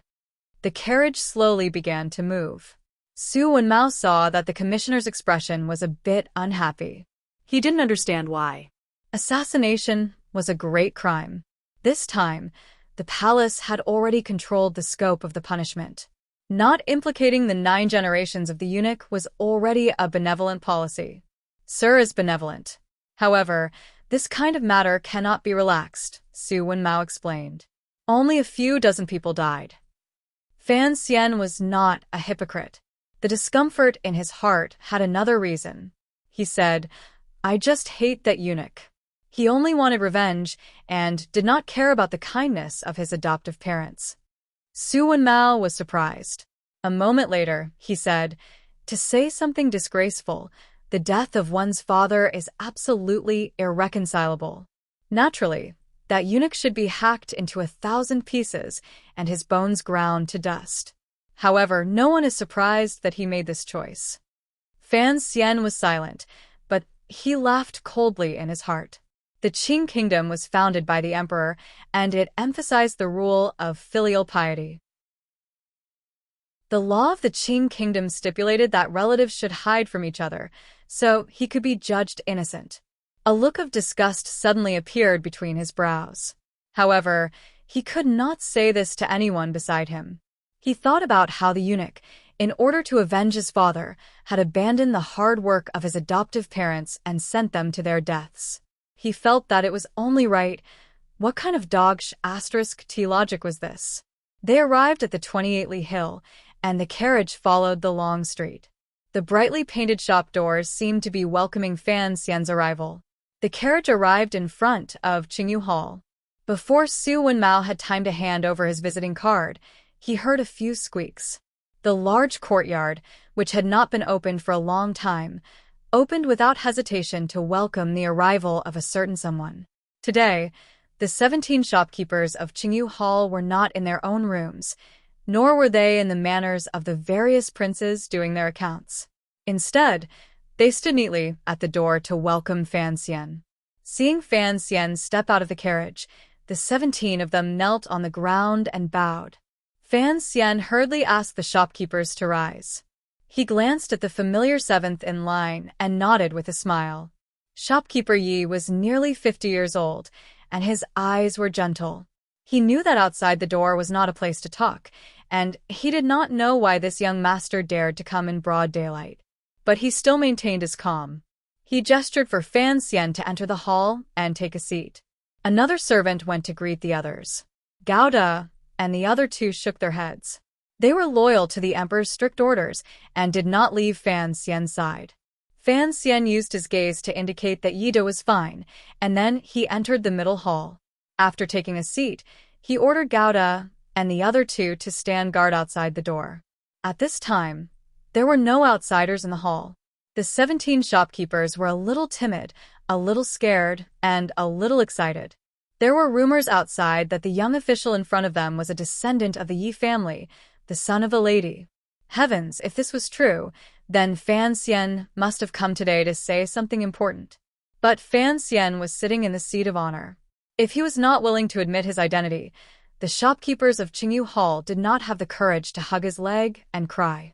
Fortunately, Fan Xian did not allow this kind of silence to continue for too long. After a moment of silence, he said, "And she has come today because of the matter from a year and a half ago." Shopkeeper Yi had not expected Sir Fan Jr. to speak of this. He was surprised and looked at him in surprise. Fan Xian smiled and explained, "Back then, I had the intention of having my younger brother, Xija, become a disciple of the head shopkeeper. However, the head shopkeeper was busy and did not inform me, so I had my younger brother bring cured meat to your door. Now, I do not know where my useless brother is, so naturally, there is no need to bring this matter up again. But, head shopkeeper, don't mention the other matter we talked about back then. You have also forgotten." How could you forget? That day, Fan Xian had secretly pointed out that he would be in charge of the palace treasury in the future and had come to seek help from Qingyu Hall, allowing them the possibility of leaving the capital. Fan Xian's proposal made all of the attendants of Qingyu Hall very excited. If they could leave the capital and once again get close to the property the lady had left behind, of course, these shopkeepers would be happy. However, they had always been intimidated by the power of the emperor, and they did not dare to judge whether or not Fan Xian had the ability to persuade the palace. Most importantly, they did not know what Fan Xian's goal was and what he was thinking, so they did not take the initiative to give Fan Xian an explanation afterward. But who would have thought that the situation would change so wonderfully? First, Fan Xian had suddenly risen in power in a year and a half, becoming the most popular young official in Qing Kingdom, and his control of the palace treasury had become an ironclad matter. Now, there was a rumor that he was the son of the lady. If this matter was true, then Fan Xian's reason for gathering Qingyu Hall was very clear. Shopkeeper Yi coughed and said with a serious expression, "Sir, of course, we are very willing, but we do not know if the palace will allow it." Now, he no longer doubted Fan Xian's intentions, but he still doubted Fan Xian's ability. Fan Xian smiled and nodded. The hall exploded with a buzz. Shock and boundless joy appeared on the faces of the old and steady 17 shopkeepers. Ever since the Yi family had fallen, they had been placed under house arrest in Jingdo and had not been able to leave. Suddenly hearing such good news, how could they control themselves? Fan Xian took a sip of tea and looked at the childlike innocent smiles of these 40- and 50-year-old shopkeepers. A very sincere smile also appeared on his face. Because of their mother, these people had been trapped in Jingdo in the prime of their youth. Now that he was able to do something for them, it made him very happy. Naturally, not all of them can go, Fan Xian warned. Their families also have to stay in the capital. The joyful and slightly crying shopkeepers paused and listened to him continue. "After going to Jiangnan, let's take turns coming. Just think of it as a vacation. What do you all think?" Only now did everyone know that Sir Fan Jr. was making a naughty joke. After a moment of surprise, they laughed loudly. Fan Xian gave a few more reminders, encouraging everyone to remember the emperor's grace and do their best for the court. This nonsense was said for the tiger guards outside the door to hear. Only then did he quietly say, "Seventh Yi shopkeeper will have to trouble you to go with me this time. As for the rest of you, please discuss it among yourselves. However, you have to leave an older person in Jingdo." Seventh Yi was standing by his side and asked with furrowed brows. Fan Xian smiled and said, "Baoe brothel will soon be empty. You all have to help me manage it. For such an ecstatic place, I can only ask an old and virtuous person to manage it." It was another cold joke, but the shopkeepers could only laugh bitterly. After a long time, the laughter finally died down, but for some reason, a different faint emotion grew in the hall. In reality, the shopkeepers were not seriously listening to what Fan Xian said. They were just looking at his appearance intently, trying to find something familiar about him. Although Fan Xian had not said it explicitly when he came today, his actions had already explained too much. Everyone, including shopkeeper Yi, had long believed that he was truly a descendant of the Yi family. Amidst the silence, shopkeeper Yi was in front. The other 13 shopkeepers stood in 2 rows behind him. Facing Fan Xian, who was sitting in the middle, they lifted their robes and knelt down in unison. "We will follow young master's orders. The aftereffects of drinking too much, headache, it should be gone tomorrow. I am truly sorry." To be continued. If you want to know what happens next, please log on to www. CMFU. Calm. More chapters. Support the author. Support original reading. Chapter 332. The New Year's festival was Changchun, and it was the annual New Year's festival. Without a doubt, it was not delayed, but there was nothing new. This winter, Fan Xian had not spent most of his time in the Tsang Mountains. Furthermore, after the events that had occurred, Wan'er and Roro had been frightened into returning to the capital. Everyone was present except for the second Fan, so Fan Manor was quite lively. There was a thick layer of red confetti in front of the mansion, like a big wedding carpet. The air was filled with the smell of smoke.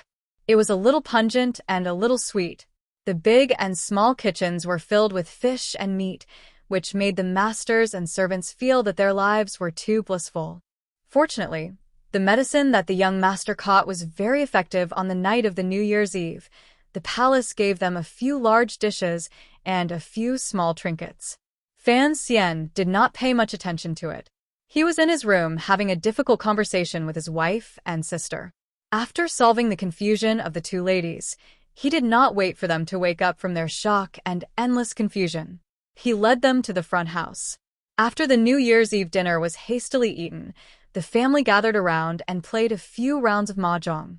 Fan Xian lay behind Wan'er and crossed his arms. From time to time, he would come up with some bad ideas and successfully lost a lot of money to the two elders. He purposely picked a few classic jokes from his previous life and finally managed to alleviate some of the strange feelings at the table. The next day, on the first day of the new year, the young people who had been keeping watch struggled to wake up and went to the front hall to pay their respects.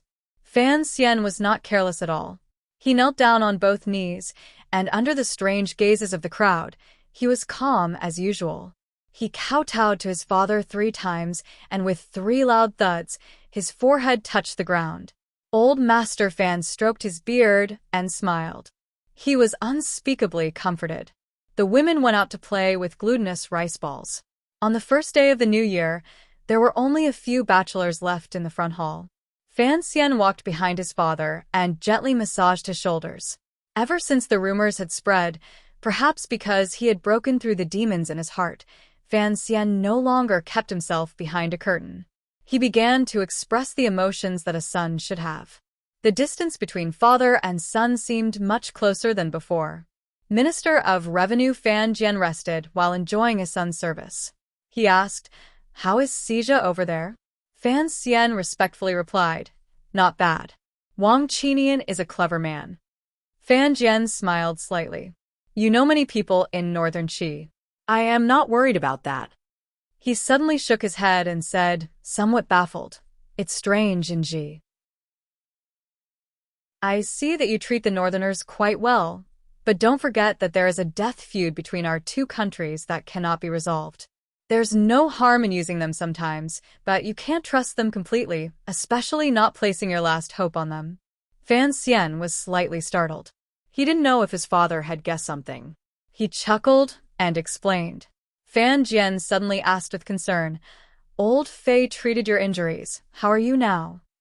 Fan Xian didn't want his father to worry, so he didn't tell him the truth about his Jinqi dissipating. He nodded and said, "I'm almost healed.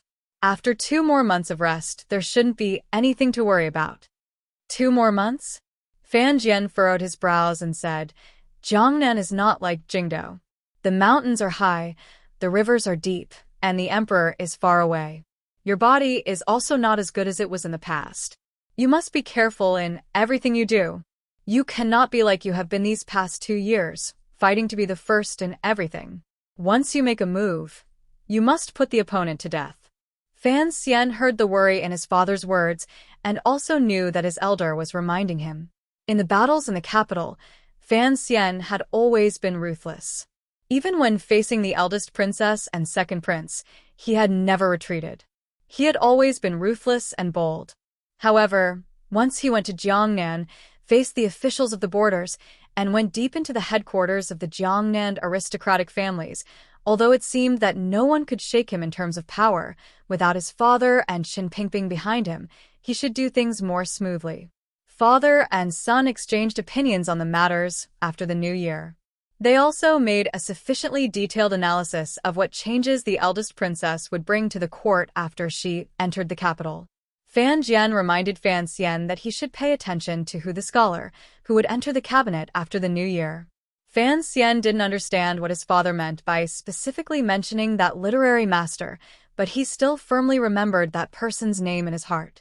Fan Jian gently patted the pair of steady and young hands on his shoulder and smiled slightly. It looks like the Emperor is truly prepared to hand the Overwatch Council to you. In the future, when you are in the council, he will have to find a civil official in the court who can match your reputation and position. This is preparation for the future. When Hu the scholar led the change in the style of writing, he was just a young man in his early 20s. Now he was about 40 years old. In the south of the world, his literary name was flourishing. Before Fan Xian was born, he was truly in the limelight. However, in recent years, his official fortunes had not been smooth. He wandered from place to place among the 7 roads. His position was high, but he had no real power.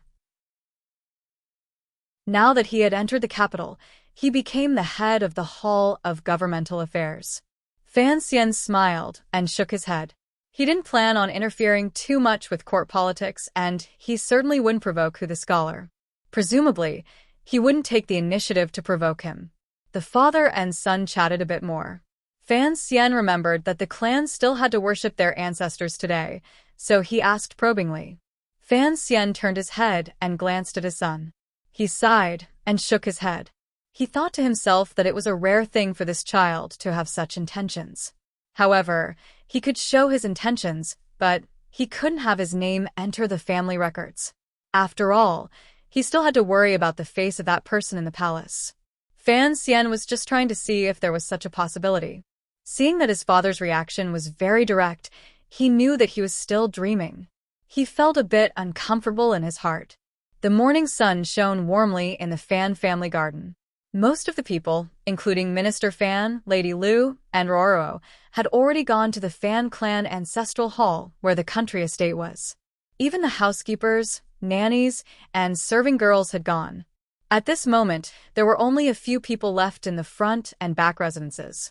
It seemed particularly quiet. "I know you want to go," Juana sat by his side and comforted him in a quiet voice. Fan Xian was reading a book. The Dongbao bookstore had printed the first batch of Zhuang's commentary collection. The name was given by Fan Xian, and the words were also written by Fan Xian. According to 7th Yi, the sales were very good. The money was coming in faster than expected, particularly since the Northern Qi court had ordered 10,000 copies at once. It made Fan Xian's wallet bulge again. Hearing his wife's words, he smiled slightly and raised his head. Carelessly putting the book to one side, he made a sound of acknowledgement. "What? Worried that I'll take things too hard?" Juana smiled and said, "Why aren't you worried that I'll take things too hard?" Fan Xian gently stretched out his arms and pulled her into his embrace. Sticking to her slightly cold face, he asked with concern, "How has your health been recently?" Juana misunderstood what he was talking about. Resting on his shoulder, her face showed a slightly worried expression. "There's still no movement." Fan Xian laughed out loud and said, "Who cares about that unborn daughter? I'm just asking how your health is. Sir Fei treated me the way he treats cows. Now I'm beginning to doubt his ability." "There's nothing wrong with my body." Juana thought for a moment and then asked curiously, "Why a daughter?" "A daughter is good. She doesn't have to stand in court and fight battles every day," Fan Xian said with a smile. His way of thinking was, of course, very different from that of the people of this world. Lin Wan pulled away from Fan Xian. Pointing to her heart, she giggled and said, "It's not good being a girl either. Marrying a husband and not knowing who he really is, it's not good here." Fan Xian's hand went straight to his wife's soft chest. With a serious expression, he said, "Let me see if the problem is serious." The couple joked around for a while, but they couldn't completely put that matter behind them. Juana faintly said, "Who would have thought that you were my cousin?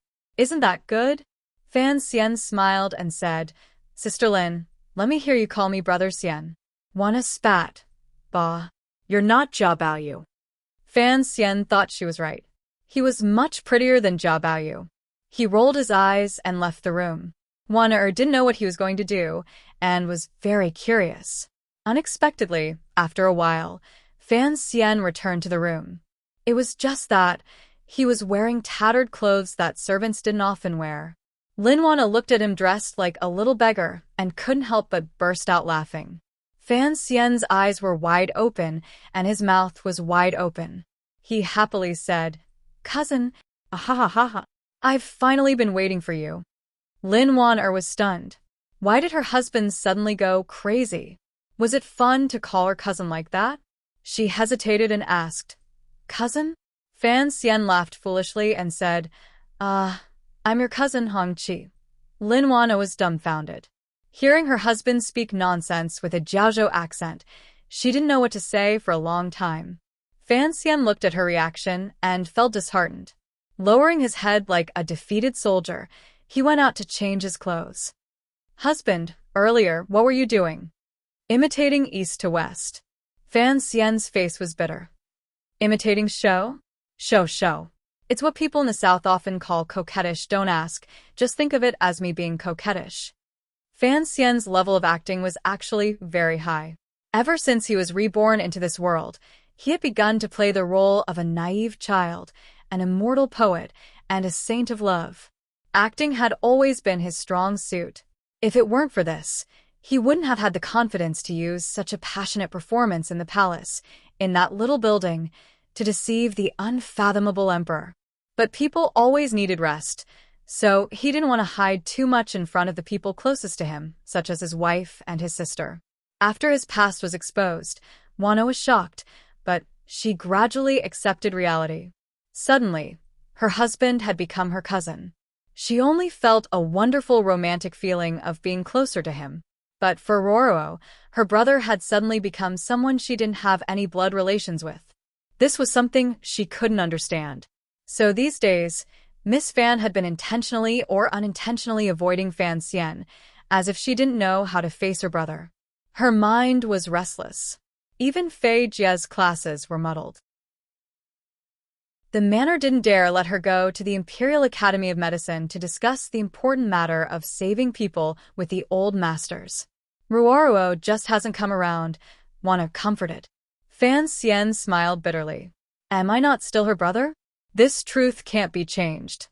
He closed his eyes and rested for a moment. He then said, After I leave, if things can settle down there, I'll take you there. As for my sister, I think she'll be leaving the capital soon. Hearing these words, Lin Wana was very happy. She clung to his shoulder and said, I heard the water in Jiangnan is good.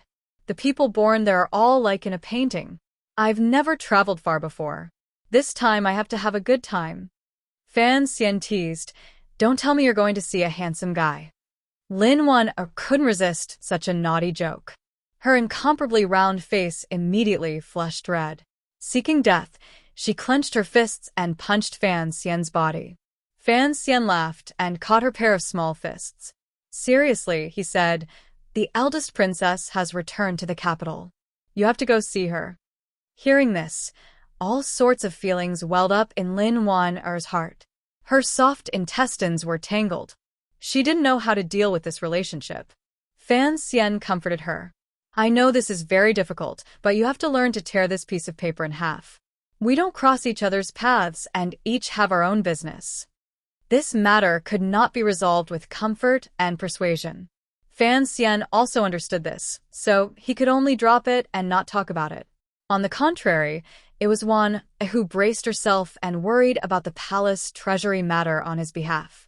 Husband, even if you take all of the shopkeepers of Qingyu Hall, I'm afraid you won't be able to control the palace treasury in the shortest amount of time. After all, Mother has run it for so many years. Most of the local officials in Jiangnan have to look to her.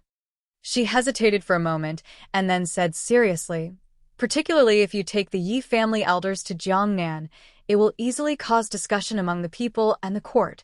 Fan Xian nodded and calmly said, I also understand, but this matter must be done. The shopkeepers have all been managing the businesses of the manors these years. I also don't completely understand what they are thinking and whether or not they can trust me. However, those things in the palace treasury, if it weren't for them, it would be impossible. The reason the court has kept a close eye on them these years is because they understand the manufacturing process of the palace treasury. This information is of utmost importance to the court. They cannot allow the knowledge in their minds to spread to Northern Qi or Dongyi. However, the various businesses of the palace treasury always require technical guidance. That is how they have managed to preserve their lives. Lin Wana was silent for a while, then quietly said, "Don't look at how these shopkeepers seem to move about freely in the capital. In reality, they have people following them for many years. If they show any signs of leaking secrets, the people around them will immediately kill them." Fan Xian said with slight surprise, "I can guess that. However, I don't know which side those people are from. I've checked in the council.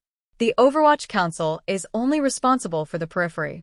The person responsible for silencing them was not found.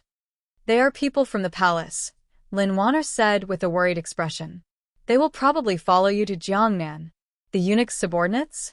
Fan Xian smiled comfortingly. Ever since he entered the capital, he had a good relationship with the eunuchs in the palace. Regardless of which palace or which faction the eunuchs belonged to, they all deeply regarded Commissioner Fan as a close friend. "Don't worry about these things," he said after thinking for a bit. He thought for a bit and then said, "Although the matter of the palace treasury has not been carried out, the general situation is already set. Your brother Shirtu probably does not have much of a chance. The battle between the princes will not surface again for at least a few years. I think this is what the emperor is most grateful to me for, although he did not say it." Lin Wana sighed and gazed at her husband in a daze. A moment later, she faintly said, "Don't think of things so simply. In my opinion, the emperor just doesn't like his sons making a ruckus. As for what exactly he is thinking, who knows? Take the second brother, for example. Even if he is currently confined at home, who knows if he will suddenly make a comeback in the future." Fan Xian's heart froze as he listened to his wife continue her analysis. The emperor is a very special person. Lin Wana opened her eyes wide, revealing a completely different intelligence and craftiness than usual. He is a ruler of a generation who crawled out of blood and fire. His greatest characteristic is his self-confidence, extreme self-confidence. He doesn't believe that there is anything in the world that can truly shake his position. Thus, the battle for imperial power only brings him annoyance. It's just that as a father, he doesn't want to see his own flesh and blood fighting each other. I think he doesn't care about the title that the crown prince has. Who inherits the throne in the future will actually depend on what he thinks in his heart and how his brothers perform in the years to come. Even these things are not important to the emperor, Lin Wana continued in a quiet voice. Uncle's health is good, and he is not old. He thinks he can still live for many years. He has never thought about the problem of passing on the throne. His thoughts are actually still on the world. His ambition still exists. Fan Xian's temple throbbed. He furrowed his brows and said, "The emperor, is he still preparing for war?" Hard to say. Lin Wana was, after all, a girl and did not like matters of the fires of war. Faintly, she said, "Actually, it has been quiet for a dozen years. It is already very strange. Presently, who does not dare to come east. The Nanhua matter is about to be settled. The emperor is only waiting for you to gather up the palace treasury. The people in Jiangnan will gradually be at peace, and the national treasury will have enough silver and grain. He will probably send out troops again." "It depends on the scope," Fan Xian said. "The key is the level of the war. If it is still a small skirmish like last year, there is no need to worry too much." "Worry?" Lin Wana smiled. "This matter is naturally for the emperor and the Bureau of Military Affairs to worry about. You're going to be sent out to Jiangnan, so don't worry. Even if the Overwatch Council wants to participate in the war, it is the Third Bureau's business." Fan Xian smiled and didn't explain anything. If the Qing Emperor was truly preparing to start the Second World War, he would have to go and dispel his thoughts. If intelligence did not work, then he would try violence. Lin Wana didn't know he was thinking of such treasonous things and said to herself, "Logically speaking, The crown prince should be the one to take over the throne. As you know, the emperor has never liked the empress, so there are variables in this matter. Other than the great prince, everyone else has a chance, even if the third prince is only 8 or 9 years old. Although everyone in court knows that your trip to Jiangnan is a disguised exile, for the emperor to have you bring the third prince, this matter is a bit strange. You have to look into it. Fan Xian nodded and still didn't say anything. Very calmly, he listened to his wife's words. He knew that he was about to leave the capital, and Wana was worried, which was why she had made an exception to say so many things. There seems to be no difference whether the Empress Dowager likes the crown prince or the second prince. She dislikes the great prince the most, and she also dislikes the third prince. Lin Wanner lightly spoke of the secrets of the palace. Although the empress does not have any real power, she has always been on good terms with Mother. Fan Xian listened attentively to the politics of the Qing kingdom's harem and interjected, "Why doesn't she like the third prince?" Lin Wanner glanced out the window and hesitantly said, "Probably because of the relationship with the master. You also know that Iguipin has a close relationship with our family. Wanner, in your opinion, what should I do this time when I go to Jiangnan?" Fan Xian asked very seriously. Lin Wanner very straightforwardly said, "Strictly control the third prince and maintain a distance. A teacher is a teacher. You can't let the Empress Dowager think that you are purposely trying to instill something into him. In addition, you have to investigate the case quickly and can't drag it out. If it drags out for too long, your days won't be easy. Mother does not only have the second prince and the imperial censorate in court." Fan Xian was startled.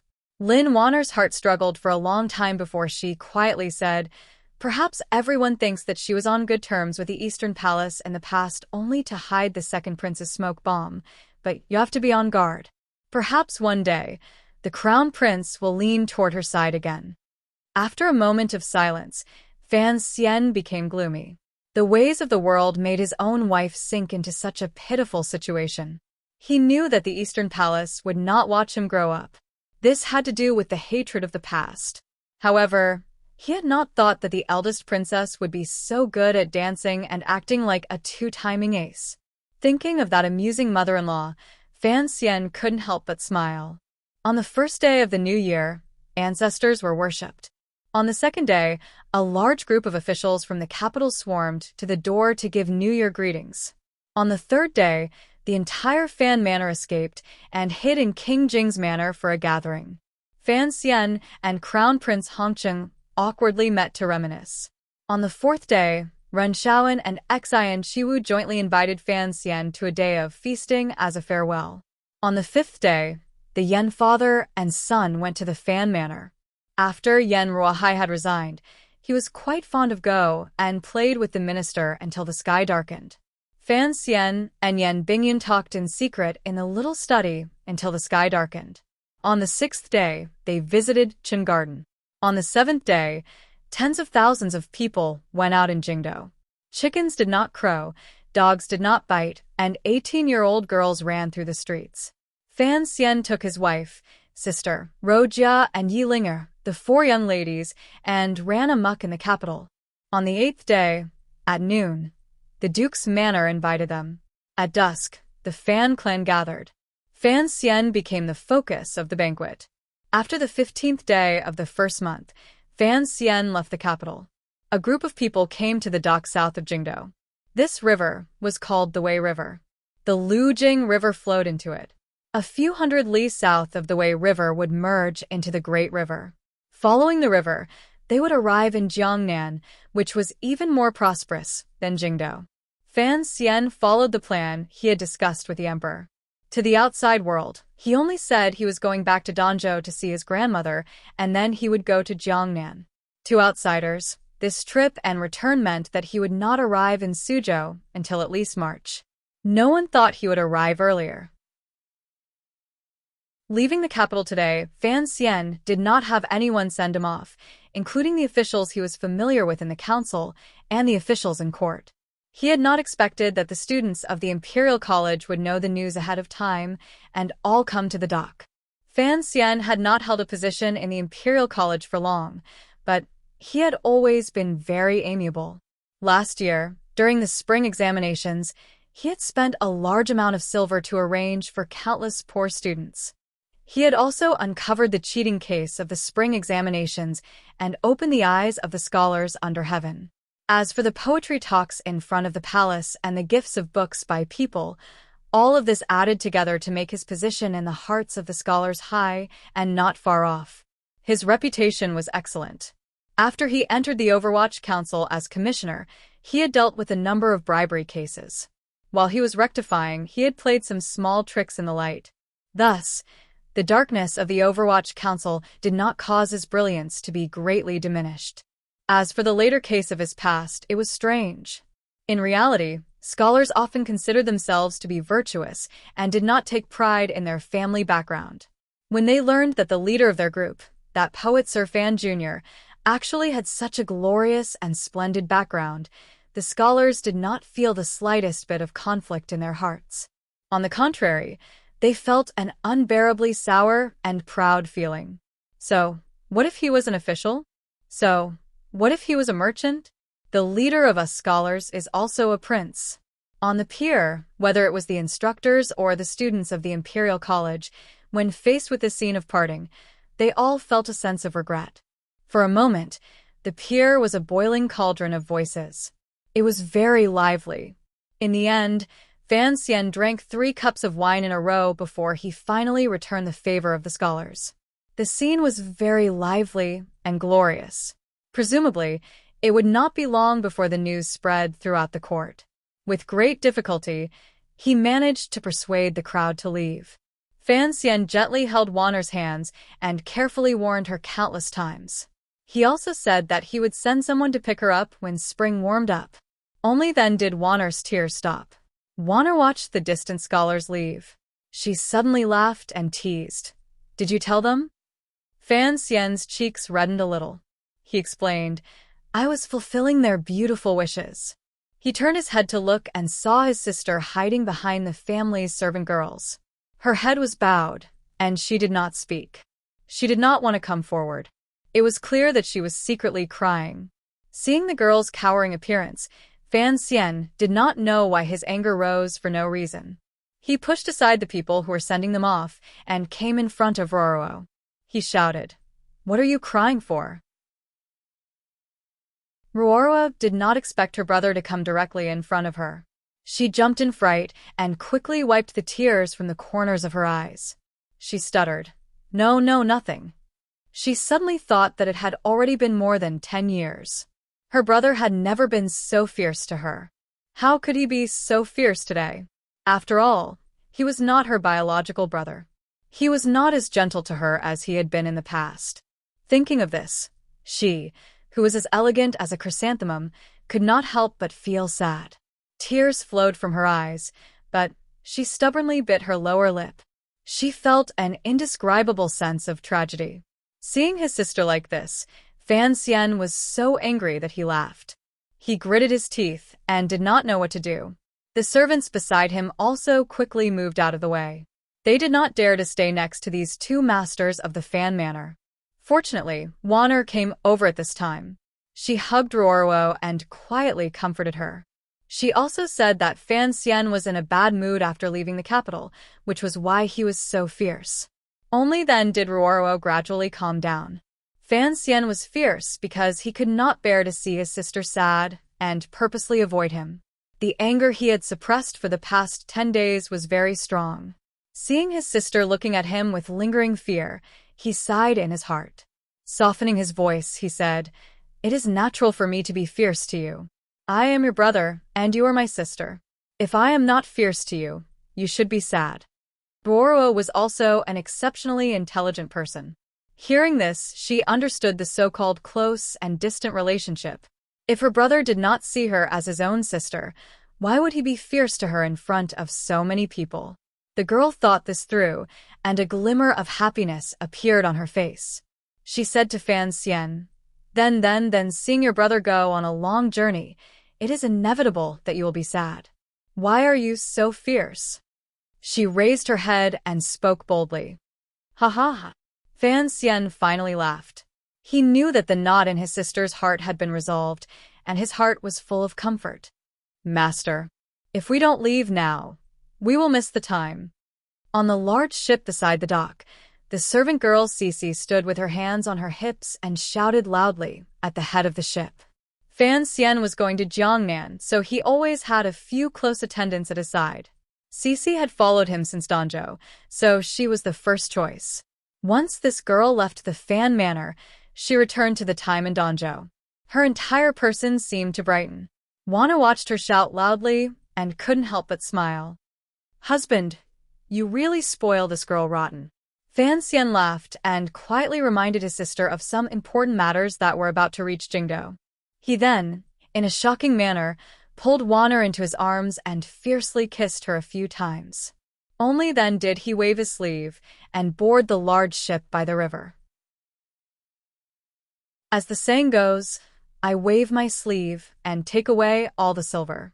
Sir Fan Jr.'s departure from the capital had long become the topic of conversation for everyone in Jingdou. Regardless of whether it was in the taverns, tea houses, or deep mansions, they were all discussing this matter. The second prince, who was under house arrest in his manor, listened to the report of his subordinate strategist and sighed. That bastard has finally left.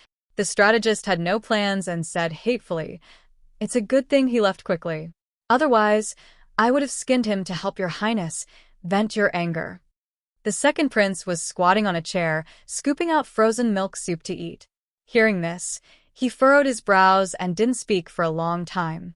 He smiled self-mockingly and faintly said, "No wonder people always say that I am similar to Commissioner Fan, so there is such a story behind it. However, the resemblance is one thing.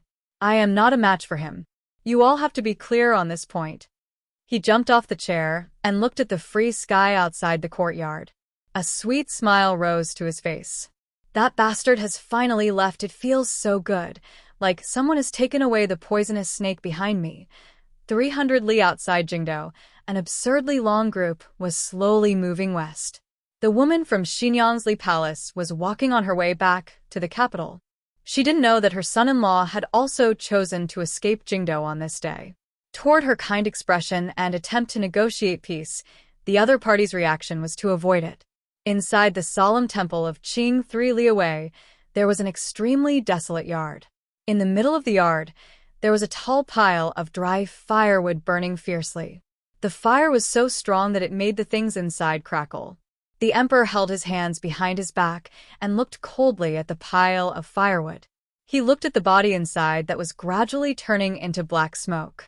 Behind him, the great priest of the Qing kingdom maintained the calm of an ascetic monk, but fear rose in his eyes. Outside the Qing temple, the eunuch Hong Zhu was chatting with the guards. Tomorrow, he would be transferred to the empress's palace as the head eunuch. Today should be the last time he would serve the emperor. A few days later, on the Wei River, Fan Xian stood at the bow of the boat and was silent for a long time. The chilly river surface hit him in the face, but it could not blow into the expensive fur clothing he wore. He had already left the capital, but the reports were still coming in.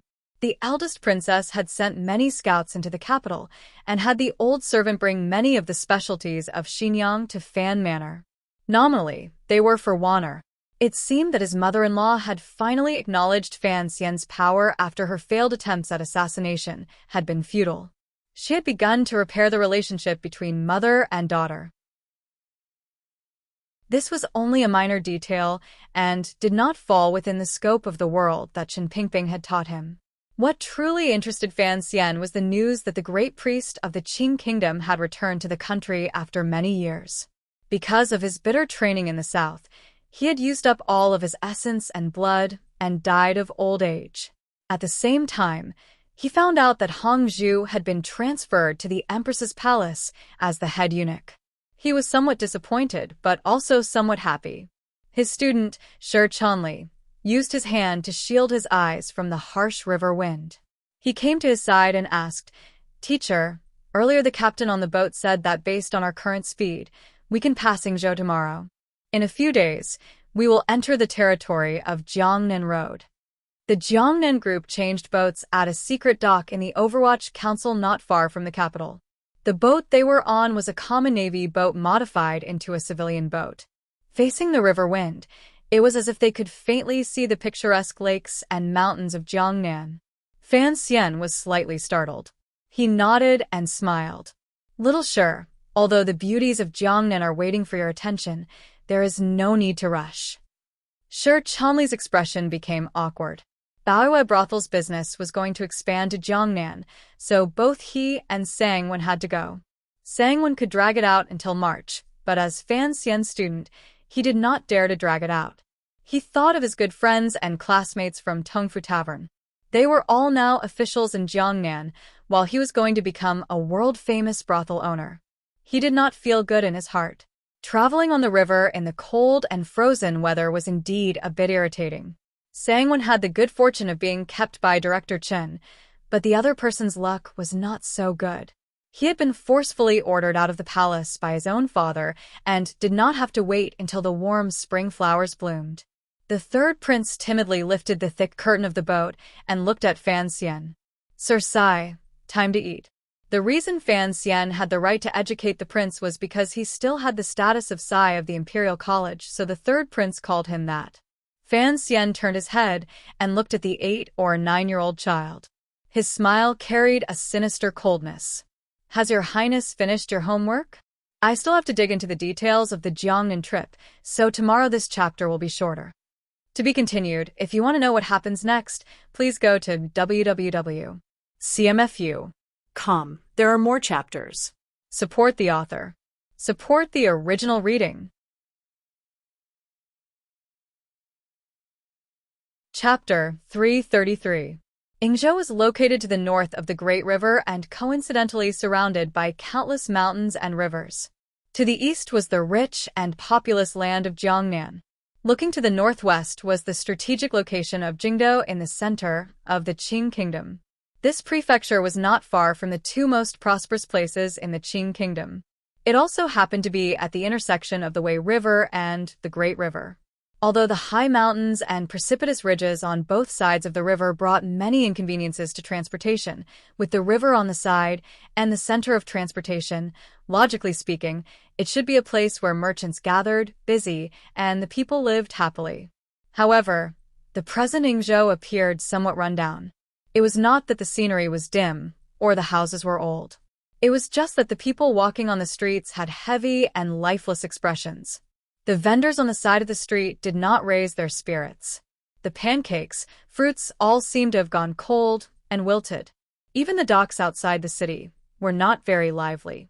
Most of the ships that traveled up and down the Qing Kingdom's river chose to dock at the docks downstream and abandon this place. There were only a few scattered ships at the docks.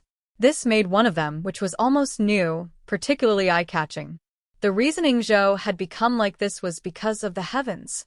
Last year, the Great River had flooded and broken through the dam upstream.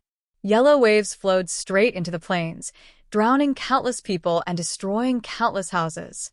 Fortunately, the weather had cooled quickly after the disaster, so there were no major epidemics.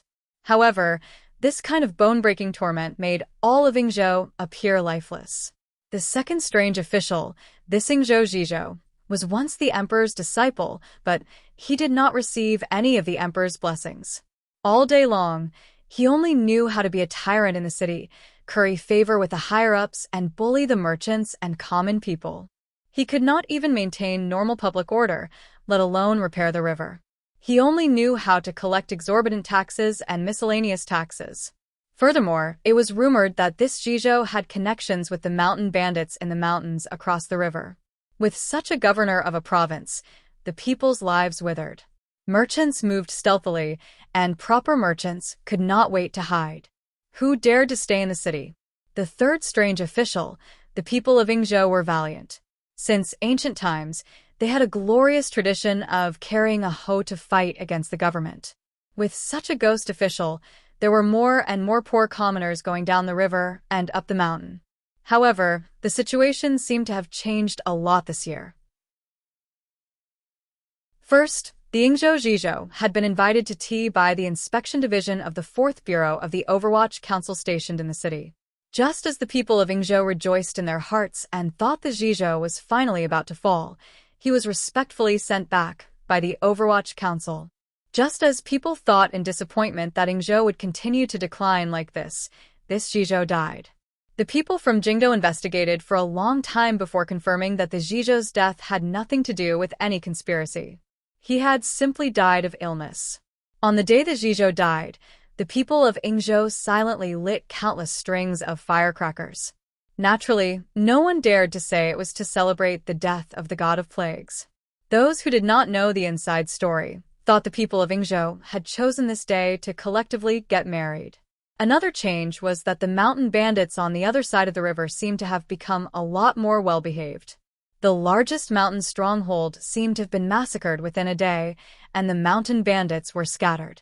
It was said that a great figure of Jianghu had come from Jiangnan and was trying to subdue this group of forces. The people of Yingzhou were not happy for long. They thought they had celebrated the Little New Year early. Because the Zhizhou had died, the court would send another Zhizhou next year. Once the mountain bandits collapsed, there would immediately be another large group of mountain bandits. The lives of the common people would still be so difficult. There would not be any fundamental change. In a storeroom by the dock, a dozen or so laborers were gathered together discussing something. No matter how quiet the dock was, chatting in broad daylight was not the professional attitude that laborers should have. Furthermore, the vicious expressions on their faces seemed to reveal their other identity. Surrounded in the middle was a woman. She was about 20 years old and had regular features. She could not be considered a beauty, but there was a hint of ruthlessness in her eyes. When she opened her mouth, the men around her obediently closed their mouths. It looked like she was the leader. "We've found out. It's a tea merchant from Jingdou. Sister Guan, they have guards on their boat," one of the laborers reminded. The person called Sister Guan was a famous bandit leader near Yingzhou. She had not been in Yingzhou for long, but she had already gathered a large group of powerful bandit leaders. It was rumored that she had a powerful background. Sister Guan smiled coldly and said, "They're just some merchants. What's so important? Besides, you've all gone to check it out. I don't need to tell you how heavy the boxes in the back room are, do I?" Her words were calm, but once the boxes were mentioned, the eyes of the laborers began to burn. Walking on the Jianghu, true mountain bandits looked at the dust on the wheels of a carriage to determine the weight of the goods inside, and from there, their value. The mountain bandits near Yingzhou were actually part of the same class as pirates. They were most skilled at determining what exactly was on the boat from the depth of the water it took.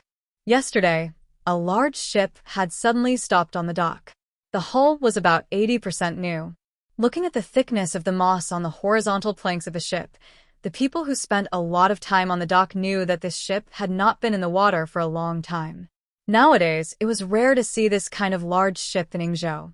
For the mountain bandits, this was a rare fat sheep. Taking advantage of the time when the people on the ship disembarked to buy food, vegetables, and water, there were already people who had clearly investigated the situation on the ship. What confused these bandits was, since it was a tea merchant, why would there be such heavy goods in the back of the ship? As a result, the draft of this ship was clearly different from that of the ships they usually saw. This question was finally answered after a kitchen woman, who was acting as an informant, came on board. In the heavily guarded room at the back of the ship, there was a box.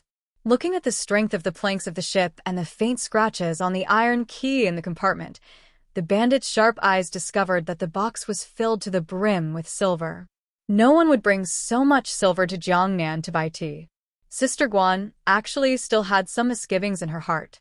However, since the young master wanted to subdue the mountain bandits near Yingzhou, he had to do a few large transactions and let these sweaty, smelly bandits smell something.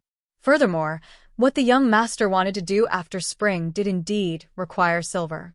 Otherwise, she would not be in such a hurry to rob ships everywhere. One of the mountain bandits also felt that the matter was strange and said, "The ship is deep in the water, and there is no cargo on the ship. Perhaps there are river stones on the bottom of the ship," and third sister-in-law didn't see clearly. Sister Guan shook her head and said, "It's not a ship. Why would it need ballast stones? I just find it strange that the merchant on that big ship, why would he bring so much cash? Cash is good." A mountain bandit laughed strangely and said, "He stole the banknotes, but didn't dare to go get them." These words were immediately echoed by his companions. They all laughed in unison, and their laughter was full of greed. Sister Guan furrowed her brows and said, "The problem is nowadays, which merchant would bring cash? Are they not worried about the problem of safety?" The mountain bandits looked at Sister Guan and thought that this leader did things shrewdly and fiercely. She also picked her targets very accurately. Taking advantage of the fact that there was no one in Jizhou, she had led her brothers to commit a few major crimes. However, sometimes she was a bit too careful. The problem of safety should be asked by that stupid tea merchant. Why ask her brothers? Sister Guan waved her hand to summon the third sister-in-law who was responsible for gathering information. The third sister-in-law's face was dark and thin. She said fawningly, "Don't worry, there are only a dozen or so guards on the ship, along with a servant girl and a child. The master is a young man who is too weak to stand up to a gust of wind. His appearance is beautiful, but he doesn't know how to hide it at all. Presumably, he is some rich but useless second generation in the capital who was sent to Jiangnan by his elders to hone himself." Bringing a servant girl, presumably the young merchant couldn't stand the loneliness of the night. Sister Guan laughed coldly and relaxed slightly. If that tea merchant was really someone with a heart, he wouldn't have brought a woman to float on the river. Perhaps he really was a useless second generation who thought that shiny silver was more comfortable than throwing banknotes. As for the dozen or so guards, they were not in her eyes. The dozen or so brothers under her were all fierce bandits, with many lives on their hands. She believed that when they boarded the ship at night, those guards could only choose to die or jump into the river. The mountain bandits beside her looked at each other and suddenly laughed extremely lewdly. "Sister Guan, when the matter is done tonight, reward us with the servant girl." Sister Guan blinked and revealed a trace of disdain. "Look at you all. As long as you get the silver, everything else is up to you." She paused and laughed. Her laughter was incomparably cold and evil. "Clean your hands and feet. Don't leave anyone alive. After this is done, take the ship to Arrow Beach and burn it." The night outside of Yingzhou was very quiet. The moon on the mountain across the river shone coldly on the surging river. It seemed to have calmed the roar of the river. There were a few lonely boats moored at the dock. It was past midnight, the time when people were sleeping soundly. The lights on the boats had long been extinguished, and the merchants had long since fallen asleep. Under the gentle brush of the moonlight, a dozen or so black shadows silently touched the shore and dove into the river. After swimming to the largest boat, they took out hooks and ropes from their bodies. Some of them were empty-handed and climbed up the ropes. They were like countless monkeys that had been drenched in water. Their movements were incomparably agile. In just a moment, these mountain bandits had already touched the large boat and disappeared into the darkness. Sister Guan held a cold knife in her mouth and silently climbed to the second floor. Using the cover of the shadow of the cabin, she moved directly to the back. In the warehouse, everyone had discussed clearly and knew the layout of the boat like the back of their hands. She knew that the chest full of silver was at the back of the cabin. In the darkness behind her, there was a faint poochie sound. Immediately after, someone fell on the deck with a soft thud. She frowned, thinking that these little bastards didn't know how to be more careful. If all the guards were alerted at the same time, although she wasn't afraid, it would still be troublesome. Outside the side room, unexpectedly, there were no guards. At this time, in the darkness of the night, there were a few more muffled groans. Sister Guan knew that her subordinates were gradually invading the middle cabin. Her heart slightly calmed. She hooked her finger on the door and used the tip of the knife to gently open the cabin door. In the next moment, she had already felt a chest in the darkness. Using the faint afterglow from the window in front of her, Sister Guan could clearly see the size of the chest. She couldn't help but suck in a breath of cold air. Third sister-in-law didn't say clearly. She only said that based on the size and weight of the chest, it was estimated to be over 1,000 taels, but Sister Guan didn't dare to believe it. She touched the chest and estimated the size. Heavens, how much silver would it take to fill such a large chest? She suddenly felt some lingering fear. To be able to carry so much silver with him. Even if he was a spoiled brat, he was probably the wealthiest spoiled brat in the capital. Once this matter was exposed, she was afraid that the young master behind her would not be able to bear the wrath of the capital. Don't kill that second generation. This was the first thought that welled up in Sister Guan's heart. But she immediately realized that what was done could not be undone. She couldn't help but hesitate. Moreover, this much silver was enough to do many things. She carefully felt around for a tool. After a long time, she finally opened the chest. A silver light suddenly spilled over the entire cabin. Sister Guan stared dumbfounded at the chest in front of her.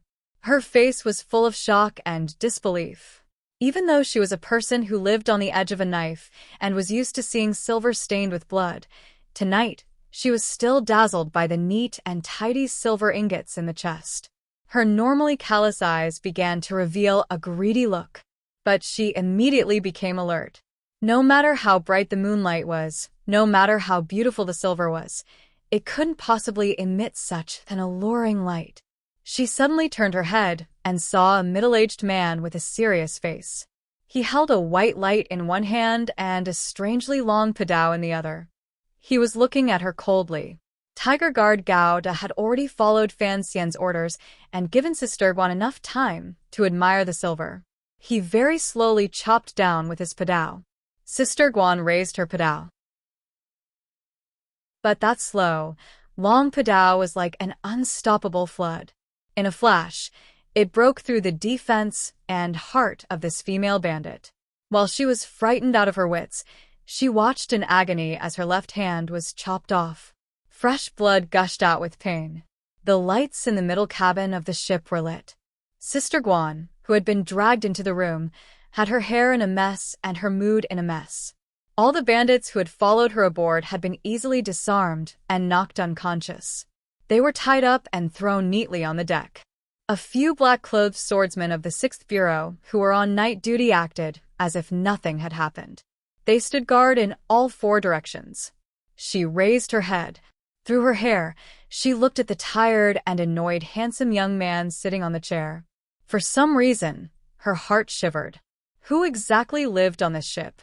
To be able to use so many aces as guards, and the person who had used the padao earlier was actually a master of the knife. At this moment, she naturally understood that the young prodigal son third sister-in-law spoke of was certainly not an ordinary tea merchant. Guan Wumei. The young man on the chair glanced at the female bandit who had lost an arm but still had a fierce expression on her face. He yawned and asked with a face full of interest. The young man was Fan Xian. He had stopped the ship in Yingzhou to deal with the aftermath of Hongzhu's matter. He hadn't expected that he would provoke some blind little bandits. However, he could tell at a glance that the woman in front of him was the female bandit in the Overwatch Council's files. He couldn't help but feel happy. He hadn't thought about how to start the Jiangnan matter, and now one had delivered itself to his door. Chapter 334. Hearing him call out her name so easily, the female bandit Sister Guan was startled. Her gaze was like a knife cutting into Fan Xian. Her left hand tightly clutched the wound on her broken hand. Viciously, she said, "Today, I fell into your hands. I wonder what your name is." Fan Xian sat on the chair and picked at his ear, as if he did not feel the other party's venomous gaze. He smiled and said, "I am the master and you are the thief. What right do you have to ask about my background?" Guan Wumei felt an unbearable throbbing pain in her right hand. Looking at her broken wrist, her face paled. She knew she had bumped into an iron plate today. Still clenching her teeth, she said, "Please tell me the truth." Fan Xian glanced at her with amusement. He felt this matter was truly absurd. His group had only been delayed by something. He had not expected the ship to be so fragrant. In just one day, it had attracted a famous female bandit in Yingzhou. After the female bandit in front of him had been captured, not only was she not afraid, but she had asked him to tell her the way. Tell what way? Fan Xian dipped his finger in some cold tea and carefully smeared it between his brows. Raising his eyebrows, he said, "The way of the sun, the way of the human, and the way of the ghost." The curtain behind him moved slightly. Wearing a large cotton jacket, Cece rubbed her sore eyes and walked out in a daze. Muttering, she said, "Young master, why did you get up?" She was dazzled by the light in the hall, and it took her a while to clearly see the scene in the hall. When her gaze fell on Sister Guan's severed hand, she couldn't help but scream at the horrifying bloody scene. Halfway through her scream, Fan Xian had already covered her mouth with his hand and laughed mockingly. "You want to wake up everyone in Yingzhou?" From Danzhou to Jingdou, the bloodiest scene Cece had seen was when the second young master of the Fan family, Brother Xijia, had been attacked. She had never seen a broken hand or a broken leg. She was so shocked that her entire body trembled and couldn't calm down for a moment. Fan Xian pinched her waist and said, "Go back to sleep. We have business to do." Cece couldn't resist glancing at Guan Wumei again. She made a sound of acknowledgement and turned to return to the room. "Is he awake?" "No," Cece continued. "Mr. Shi doesn't seem to be awake either. Once Xiao Shi sleeps, he sleeps like a pig. Back then, when I made a ruckus that place, he only knew to hug the flower girl to sleep. How would he know what was happening outside?" At this moment, Guan Wumei was in so much pain that the corners of her mouth were twitching, and her face had turned green. However, her ears had clearly heard the conversation between the young man and his servant girl, and she felt increasingly strange and astonished. Who exactly were these people on this ship? After being attacked by the mountain bandits at night, he was still so calm and composed, and even had the leisure to chat. If it wasn't because he was extremely confident, then he was a little stupid. Of course, she now believed that the former was more likely, but she didn't know how he would deal with them. In a quiet voice, he said, "Guan Wumei, from Azhou in the Jiangbei Road. Her father was Guan Hashan, and her mother was Xia. She lived in poverty as a child, and was sold into a brothel. Later, she changed hands and became the concubine of a master in Azhou. Because she could not bear the humiliation of her mistress, she killed someone in anger. She was imprisoned and strangely escaped. Later, she became the wife of a mountain stronghold. Later, the stronghold was destroyed." Guan Wumei was incomparably shocked, and it was as if she had even forgotten about the pain of losing her hand. How did this young man know so much about her background? Could it be that he had specially set up this trap to capture her? She said in a hoarse voice, "Who the hell are you? How do I know so clearly?"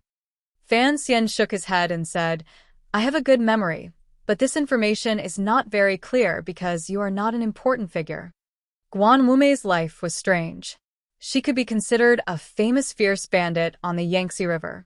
Unexpectedly, she had been captured without the power to retaliate. Furthermore, the other party's words showed disdain toward her. This reality made her feel a glimmer of humiliation. Yet, the tone of the young man sitting in the chair and the temperament he exuded made her admit that he truly did not think much of her. "Since you know who I am, then you should have guessed that there is someone behind me. Unless you kill us all, you can forget about getting away with this." Guan Wumei, in her pain, began to foolishly threaten him, hoping that when he dealt with her and her people, he would show some mercy. The cruel reality shattered her fantasy. Fan Xian smiled and said, "What you say is exactly what I want to do." Guan Wumei was stunned. She suddenly felt an endless chill surge up her back and abruptly turned her head.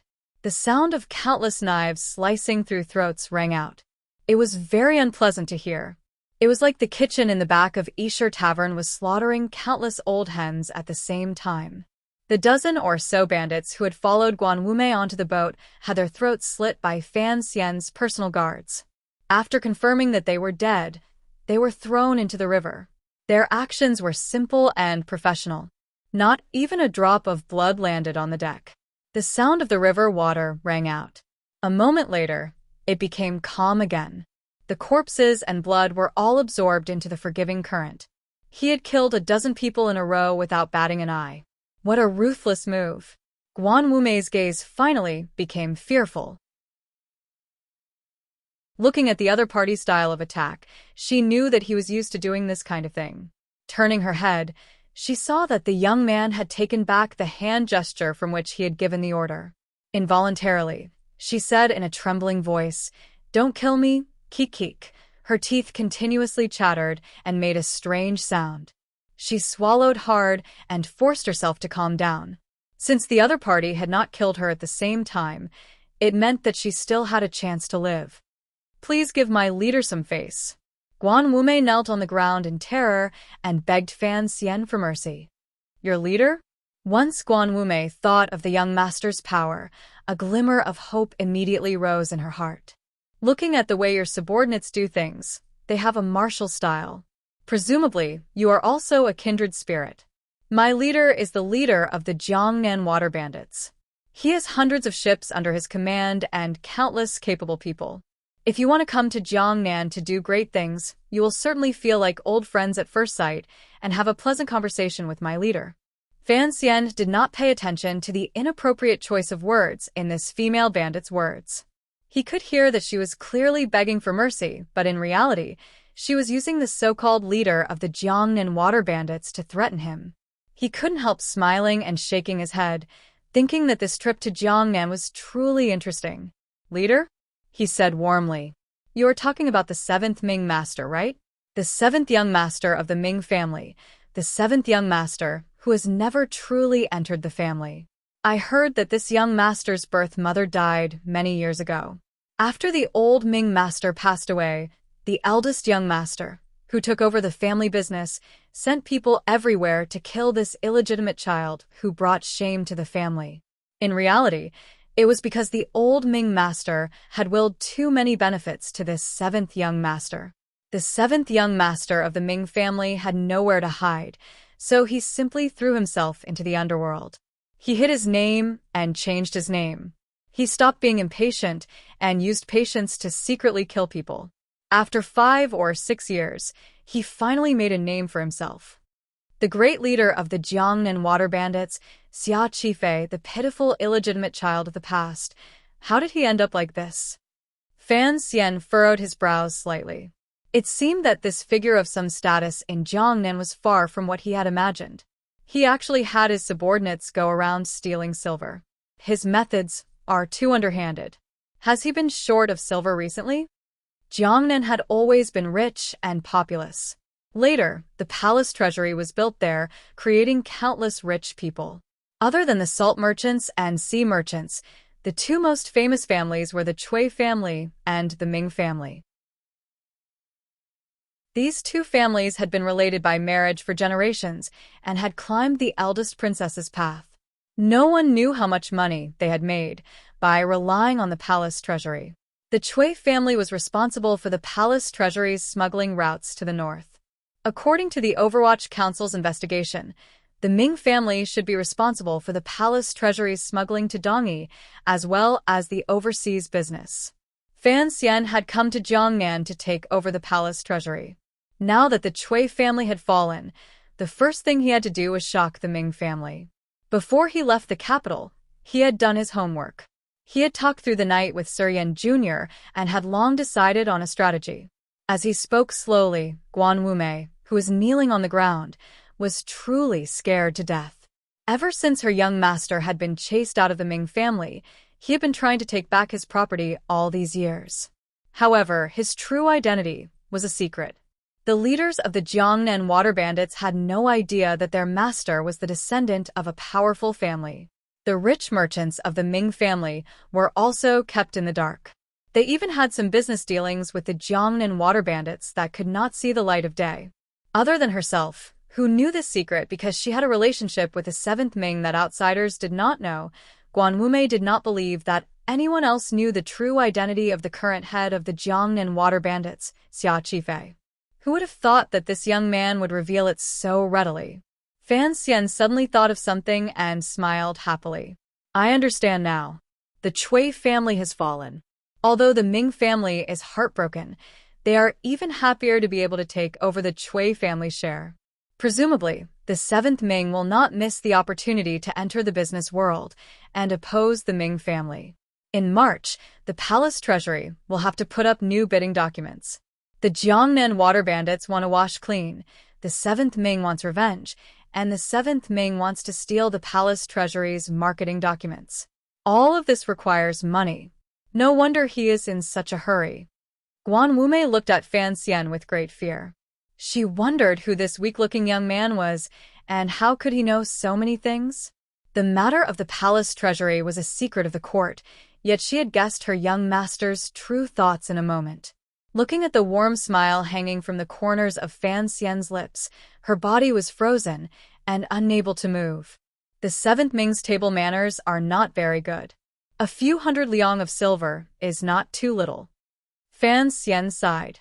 Before coming to Jiangnan, he had been curious about the seventh Ming that the Overwatch Council had secretly investigated. After all, his background seemed to be similar to his own. Now that he found that his methods were not very clever, he couldn't help feeling disappointed. He sighed to himself and lowered his head. Only then did he notice that Guan Wumei had already lowered her head and was speechless. He smiled apologetically and said, "Sometimes I like to talk to myself. Don't worry, I'll help you stop the bleeding in a moment." Guan Wumei asked, "Why didn't you kill me?" Fan Xian thought for a moment and then said, "I am not someone who likes to kill people. Besides, I still need to discuss business with your young master. If I killed his cousin, I was afraid he would be too hot-blooded and not rational enough to harm the business between us." Guan Wumei was already numb with shock. Since he could find out the young master's true identity, he could also find out her relationship with him. However, he said, "Business?" She hoped to be reborn and said with difficulty, "Sir, my leader is downstream." At this moment, she guessed that Fan Xian might also be the representative of some large power in Jingdo, which was why he had so many ace guards and knew so many secrets. Gritting her teeth, she said, "Tonight, we are in the wrong. In the future, we will definitely send an apology gift." Hearing the words at the beginning, she had thought that he would let her go. Unexpectedly, the young master sank into deep thought and didn't speak for a moment. She couldn't help but say in despair, "Sir, we are all walking the Jianghu. You have already killed a dozen of my subordinates. Is that not enough to quell your anger?" "Jianghu? Does this world really have Jianghu?" Fan Xian smiled slightly. "Furthermore, killing is not to quell anger. It is just a way of handling affairs. I will not let you leave this ship, at least not before I need you to leave. I don't want you to let your mouth slip and reveal your identity and bring unnecessary trouble to Jiangnan." Guan Wumei didn't understand his words, but she could at least hear the powerful confidence in them. In her despair, she said in a hoarse voice, "The matters of the Jianghu are the matters of the Jianghu. What exactly do you want to do?" The cabin was completely silent. After a moment, Fan Xian smiled lightly and said, "You misunderstand.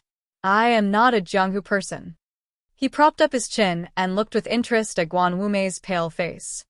"I don't have the time to pay attention to a place like the Jianghu that fights and boisterous fights."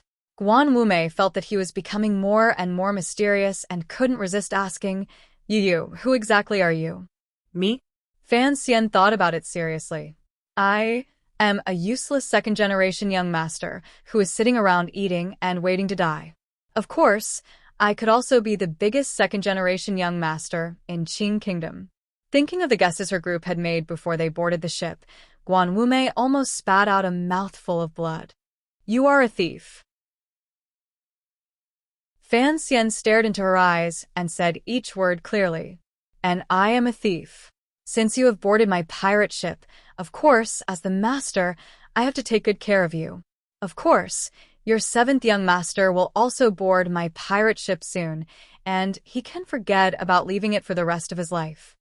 Guan Wumei finally understood that he did not want to do business with the seventh young master. He wanted to subdue him for his own use. She cursed hatefully. Wishful thinking. "You are only fit to air. Wipe my young master's boots." Fan Xian was not angry.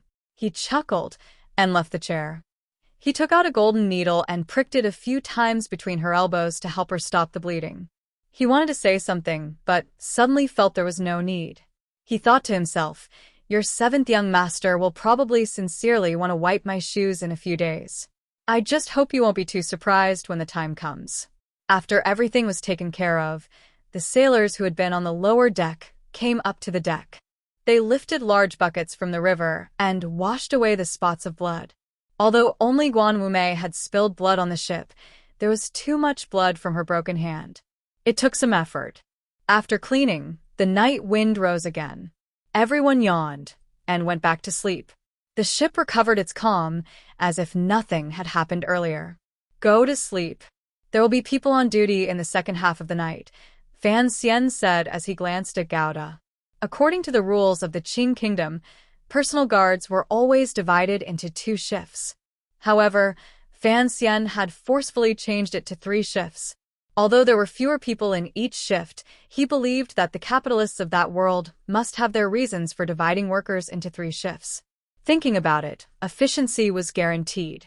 Lifting up the thick curtains, he walked along the corridors between the 2 cabins until he reached the end. Fan Xian stopped and turned his head to glance at Shi Chanli's room. The scholar was indeed sleeping soundly. Su Wenmao had long woken up and was standing guard at the door with a face full of exhaustion. It was late at night, so the 2 of them did not say anything. Walking to the opposite side of his room, Fan Xian said something to the tiger guard standing guard at the door. He then gently pushed open the door and entered. He walked directly to the side of the bed and sat down. Looking at the little boy in the blankets, he was speechless for a long time. The 3rd prince's features were regular. At such a young age, he had a delicate and pretty appearance. However, Fan Xian knew that this kid was much stronger than his true age. The boat rocked gently. He pulled up the blankets on the bed to cover the other shoulders.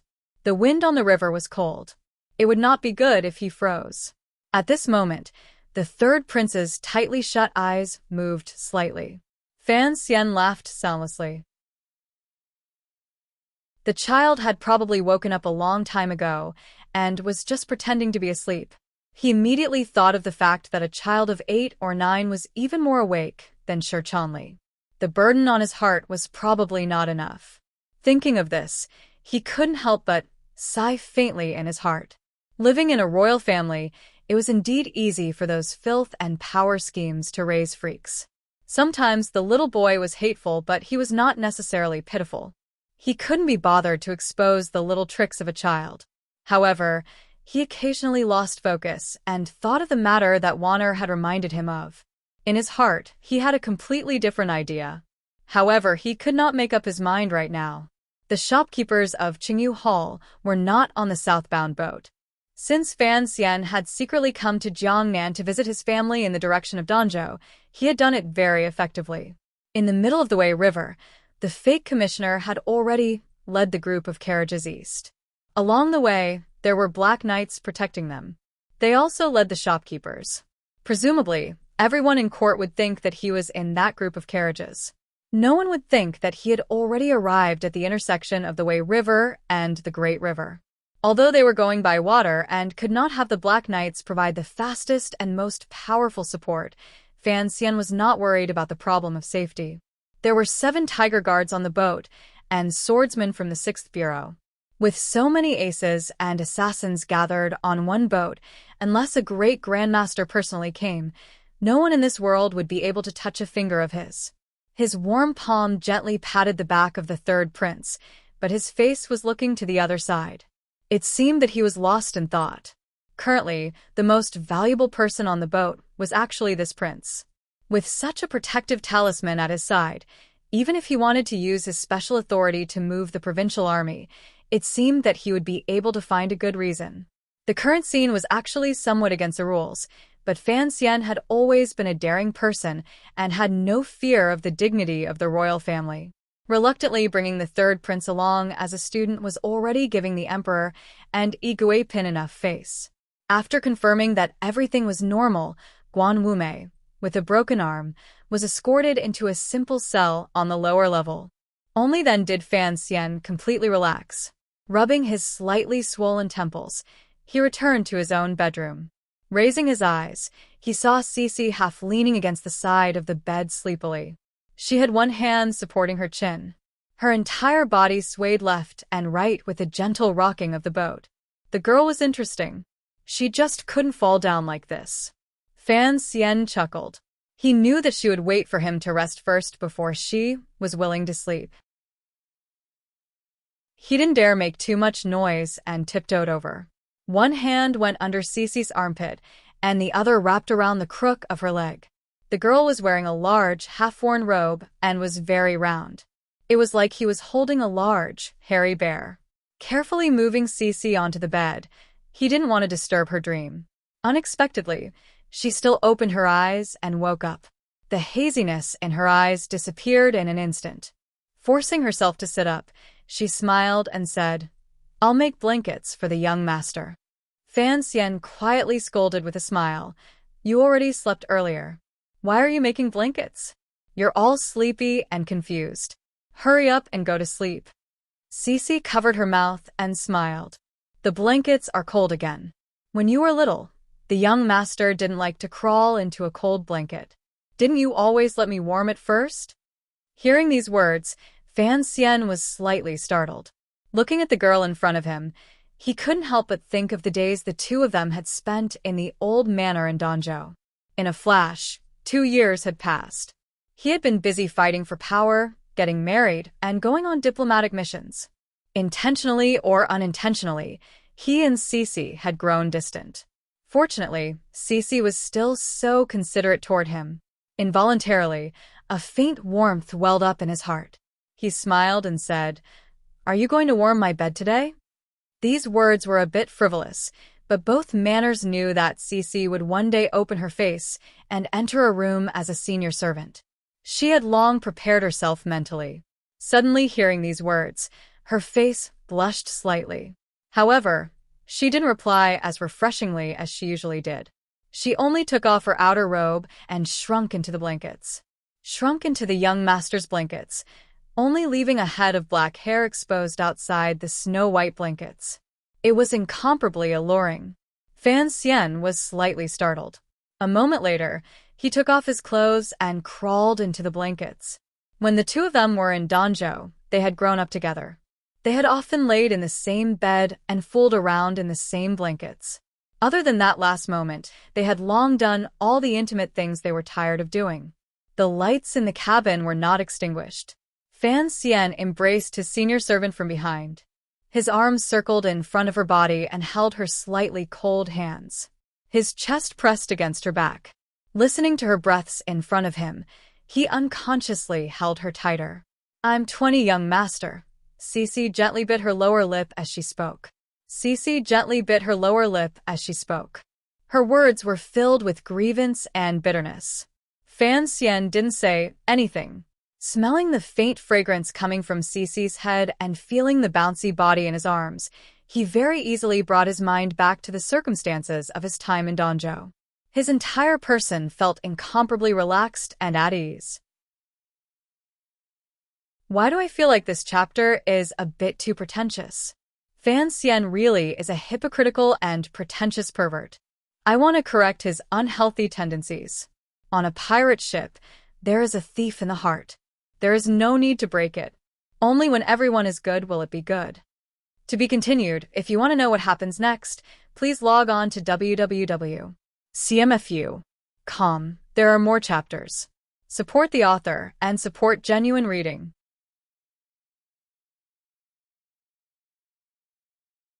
Chapter 335. Unable to sleep in the middle of the night, the river wind outside the cabin sang. Fan Xian decided to open his eyes and said with a slight smile by her ear, "What's wrong with 20? Are you anxious?" Cece was truly anxious by these words. She sat up in the blankets and bit a lock of hair by her lip. She was so angry that she didn't say a word. Fan Xian paused and quickly pulled her body down. He knew he had said the wrong thing. Women in the Qing kingdom were usually married at 15 or 16. It was rare to see someone like Cece, who was already 20 and still a virgin. Although Fan Xian always thought that 20 was the perfect age for maturity, in the eyes of most people, Cece had already become an old lady. Particularly in the Fan manor, although everyone was very polite to Cece for the sake of the Danzhou ancestor and Fan Xian, there was always less gossip in front of and behind people's backs. Fan Xian had never taken her into his room, which encouraged this kind of atmosphere. Thinking about it carefully, Fan Xian knew he hadn't handled this problem well. He always felt that there was no need to be anxious, but he didn't think from Cece's point of view. A girl was 20. If this was the other world, she would be a 30-year-old virgin. No matter who it was, they would not be able to accept this tragic reality. Cece curled up her body and ignored him as she sadly slept. Fan Xian thought for a bit and then smiled. Speaking of which, it's been 2 years since we've laid in the same bed. When they were in Danzhou, although Cece, who was 2 years older than him, always slept on one side, Fan Xian had long developed the bad habit of going to her bed after waking up. The young master has grown up. Naturally, he can't always be with the servants. Cece buried her head in the blankets and replied in a humming voice. This is going to take a long time. Fan Xian didn't coax her. He only said gently, only you don't dislike burnt papers like mine. Cece burst out laughing. If the young master had burnt papers, how could the girls in the world live? Master and servant suddenly fell silent at the same time. They both thought that these words were Wang Shifeng's self-deprecation in Story of the Stone. They slowly thought back to their time in Danzhou. Every night, one of them would copy books, and the other would wait on her. In those days, whenever Fan Xian used the graceful small regular script to copy the Story of the Stone, Cece would stand to the side and grind the ink, take out the lamp, light the incense, and prepare the supper. The two of them perfectly put into practice the saying, transcribing books at night with red sleeves and incense. Speaking of which, Cece was Fan Xian's first reader in this world. Fan Xian turned the girl's body around and tyrannically held her in his arms. Since you've laughed, then don't cry. Listen to me tell you a joke that's worse than a beast. Cece curiously opened her eyes and waited for him to speak. After hearing the famous joke, she finally couldn't help burying herself in his arms and laughing. She mischievously said, "So young master is saying that he has been worse than a beast these years." Now that I think about it, I naturally have this problem. Fan Xian admitted his mistake very honestly. Of course, the most important thing is that I don't know what you're thinking. Of course, I admit that these words are shamelessly hypocritical. What am I thinking? Cece was confused. Fan Xian sighed in his heart and didn't say anything more. Cece suddenly understood what the young master meant. She was surprised and moved. Although the young master's way of thinking was indeed too absurd and muddle-headed, as if he was prepared to see what she thought, it still gave her some warmth. "Young master, do you remember when we were little the time you hit housekeeper Zhou?" "Of course I remember." Fan Xian smiled. "That guy dared to give you a hard time. See if I don't beat his face until it's full of peach blossoms." Cece gathered her courage and looked at his face. She didn't speak for a long time. After all, she was a serving girl. How could she say such affectionate things? That day, Fan Xian had beaten housekeeper Zhou until his face was full of peach blossoms. The peach blossoms in Cece's heart had also bloomed at that time. At the time, Fan Xian was only 12 and Cece was not more than 14. Fan Xian didn't know what the serving girl was thinking. He thought back to the scene at the time and unconsciously said, "That slap was really hard." Cece curled up in his arms and giggled. "Young master's hands are strong." "My hands are strong." Fan Xian chuckled. His left hand had already landed in the blankets, and it just so happened to hit Cece's round, perky bottom. The girl slept in a thin pair of underwear that was very thin. When his palm made contact with her bottom, it made a crisp smack. Memories were always beautiful, and flirting was always pleasurable. Master and servant held each other like this for a long time, without speaking. It was just that in the dead of night, there was a warm fragrance on the bedding, and the air began to warm up. Fan Xian finally began to act like a beast. His 2 hands had long since begun to search up and down the long road of cultivation. The light is still on," Cece said anxiously and shyly. At this time, Fan Xian had already entered the realm of an animal primate. He was impatient like a monkey. Hearing this, he stretched out his left arm and chopped behind him. He thought that this move he had learned from Yiling would easily break through the wind and blow out the candle on the table. Unexpectedly, as soon as his palm moved, the flame on the candle was still strong. Only then did he realize that his jinqi had completely dissipated. How could he still extinguish the candle through the air? He couldn't help but feel angry. For the first time, he realized that this was the biggest disadvantage of exploding jinqi. He muttered a few curses and reached under his pillow for his sleeve crossbow. Turning his head, he hastily pulled the trigger. With a swish, the crossbow arrow pierced through the candle and shot into the cabin. With a muffled sound, the candle immediately went out, and the cabin returned to darkness. He had made a big mistake. Before he had time to enjoy the sweetness of the darkness, he heard the sound of wind outside the cabin. It was unknown how many experts had gathered outside the cabin in a moment. He heard the sound of long sabers being unsheathed and the sound of crossbows being reloaded, intertwined. Earlier, Fan Xian had used the crossbow to extinguish the candle. Although the sound of the arrowhead entering the wood was soft, in the ears of these professionals, it was exceptionally shocking. Particularly since there was a prince and a commissioner on the ship, the people on guard were very alert. They only heard the vigilant voice of a tiger guard come from outside the cabin. "Sir, there's a situation." Fan Xian rose angrily. He was also glad that these loyal subordinates hadn't directly barged in. Turning around, he looked at the girls secretly laughing in the blankets. His heart ached, and he was indescribably depressed. The night passed without words. Fan Xian rose early the next morning. He didn't have Cece help him brush his hair and dress. It was not convenient for a girl, so he could only lie in bed and continue to rest. He carried a bowl of porridge, some cornbread, and pickled vegetables into the house. He served the poor girl breakfast and then finished what a man should do. He walked out of the cabin door and came to the bow of the ship. He gazed at the vast surface of the river and welcomed the cold winter wind. He felt refreshed from head to toe, without a trace of discomfort. After the fog retreated in the early morning, the ship left Yingzhou. Most of the people on the ship were still sleeping. Fan Xian turned his head to look. The dock had long disappeared behind the mountains and could no longer be seen. "My lord, you woke up early." Su Wenmao spoke humbly to the side, but his gaze floated up and down Fan Xian's body. The joke from last night had long spread through the ship. No one dared to say anything to his face, but in their hearts, they all found it amusing. Fan Xian did not notice his subordinates' unscrupulous gaze. Casually, he said a few words. His gaze shifted and saw the third prince and Deng Zi walk out of the cabin door.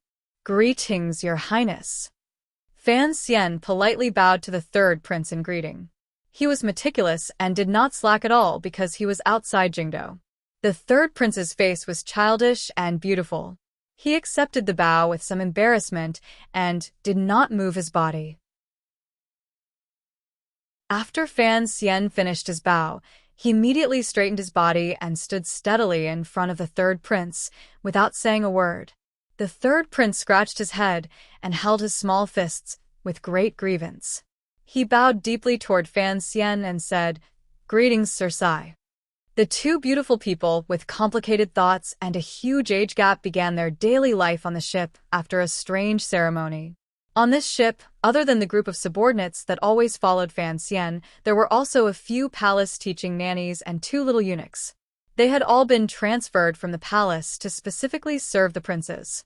However, Fan Xian was ruthless and daring. He forcefully kept these people on the lower levels and did not allow them to come up. On Fan Xian's side, of the 8 bureaus of the Overwatch Council, other than the swordsman of the 6th Bureau responsible for assassination safety, he had also transferred 2 officials from the 2nd Bureau and the 4th Bureau to accompany him. The officials of the 2nd Bureau were responsible for maintaining the smooth flow of intelligence. The officials of the 4th Bureau were responsible for contacting the inspection officials of the Overwatch Council along the coast during the Jiangnan trip. Fan Xian's teacher had come from the 3rd Bureau. Now that he was in charge of the 1st Bureau, it meant that this ship already had most of the Overwatch Council structure. Although there were not many people, the division of labor and coordination went smoothly. Life on the ship was very boring. The people who had come out from Jingdo were interested in admiring the river scenery for the first few days, but they gradually grew tired of it. Additionally, the river wind was biting cold. These days, other than those with duties, everyone else stayed in their rooms to rest. Fan Xian and the third prince stood at the head of the ship and looked at the scenery of the valley coming toward them. No one knew what they were quietly talking about. The third prince nodded, and Fan Xian's expression was warm. Su Wenmao stood at the back and looked at the commissioner and the prince. In his heart, he was thinking about another matter. Why did the ship have to carry such a large chest of silver ingots? After giving his orders, he had the third prince stand at the head of the ship like Jack and walked back. Su Wenmao glanced at the boy at the head of the ship and said with a pained expression, "Sir, if His Highness gets sick from the cold, it won't be easy to explain." To train his will, Fan Xian was not gentle toward the third prince along the way and kept his distance.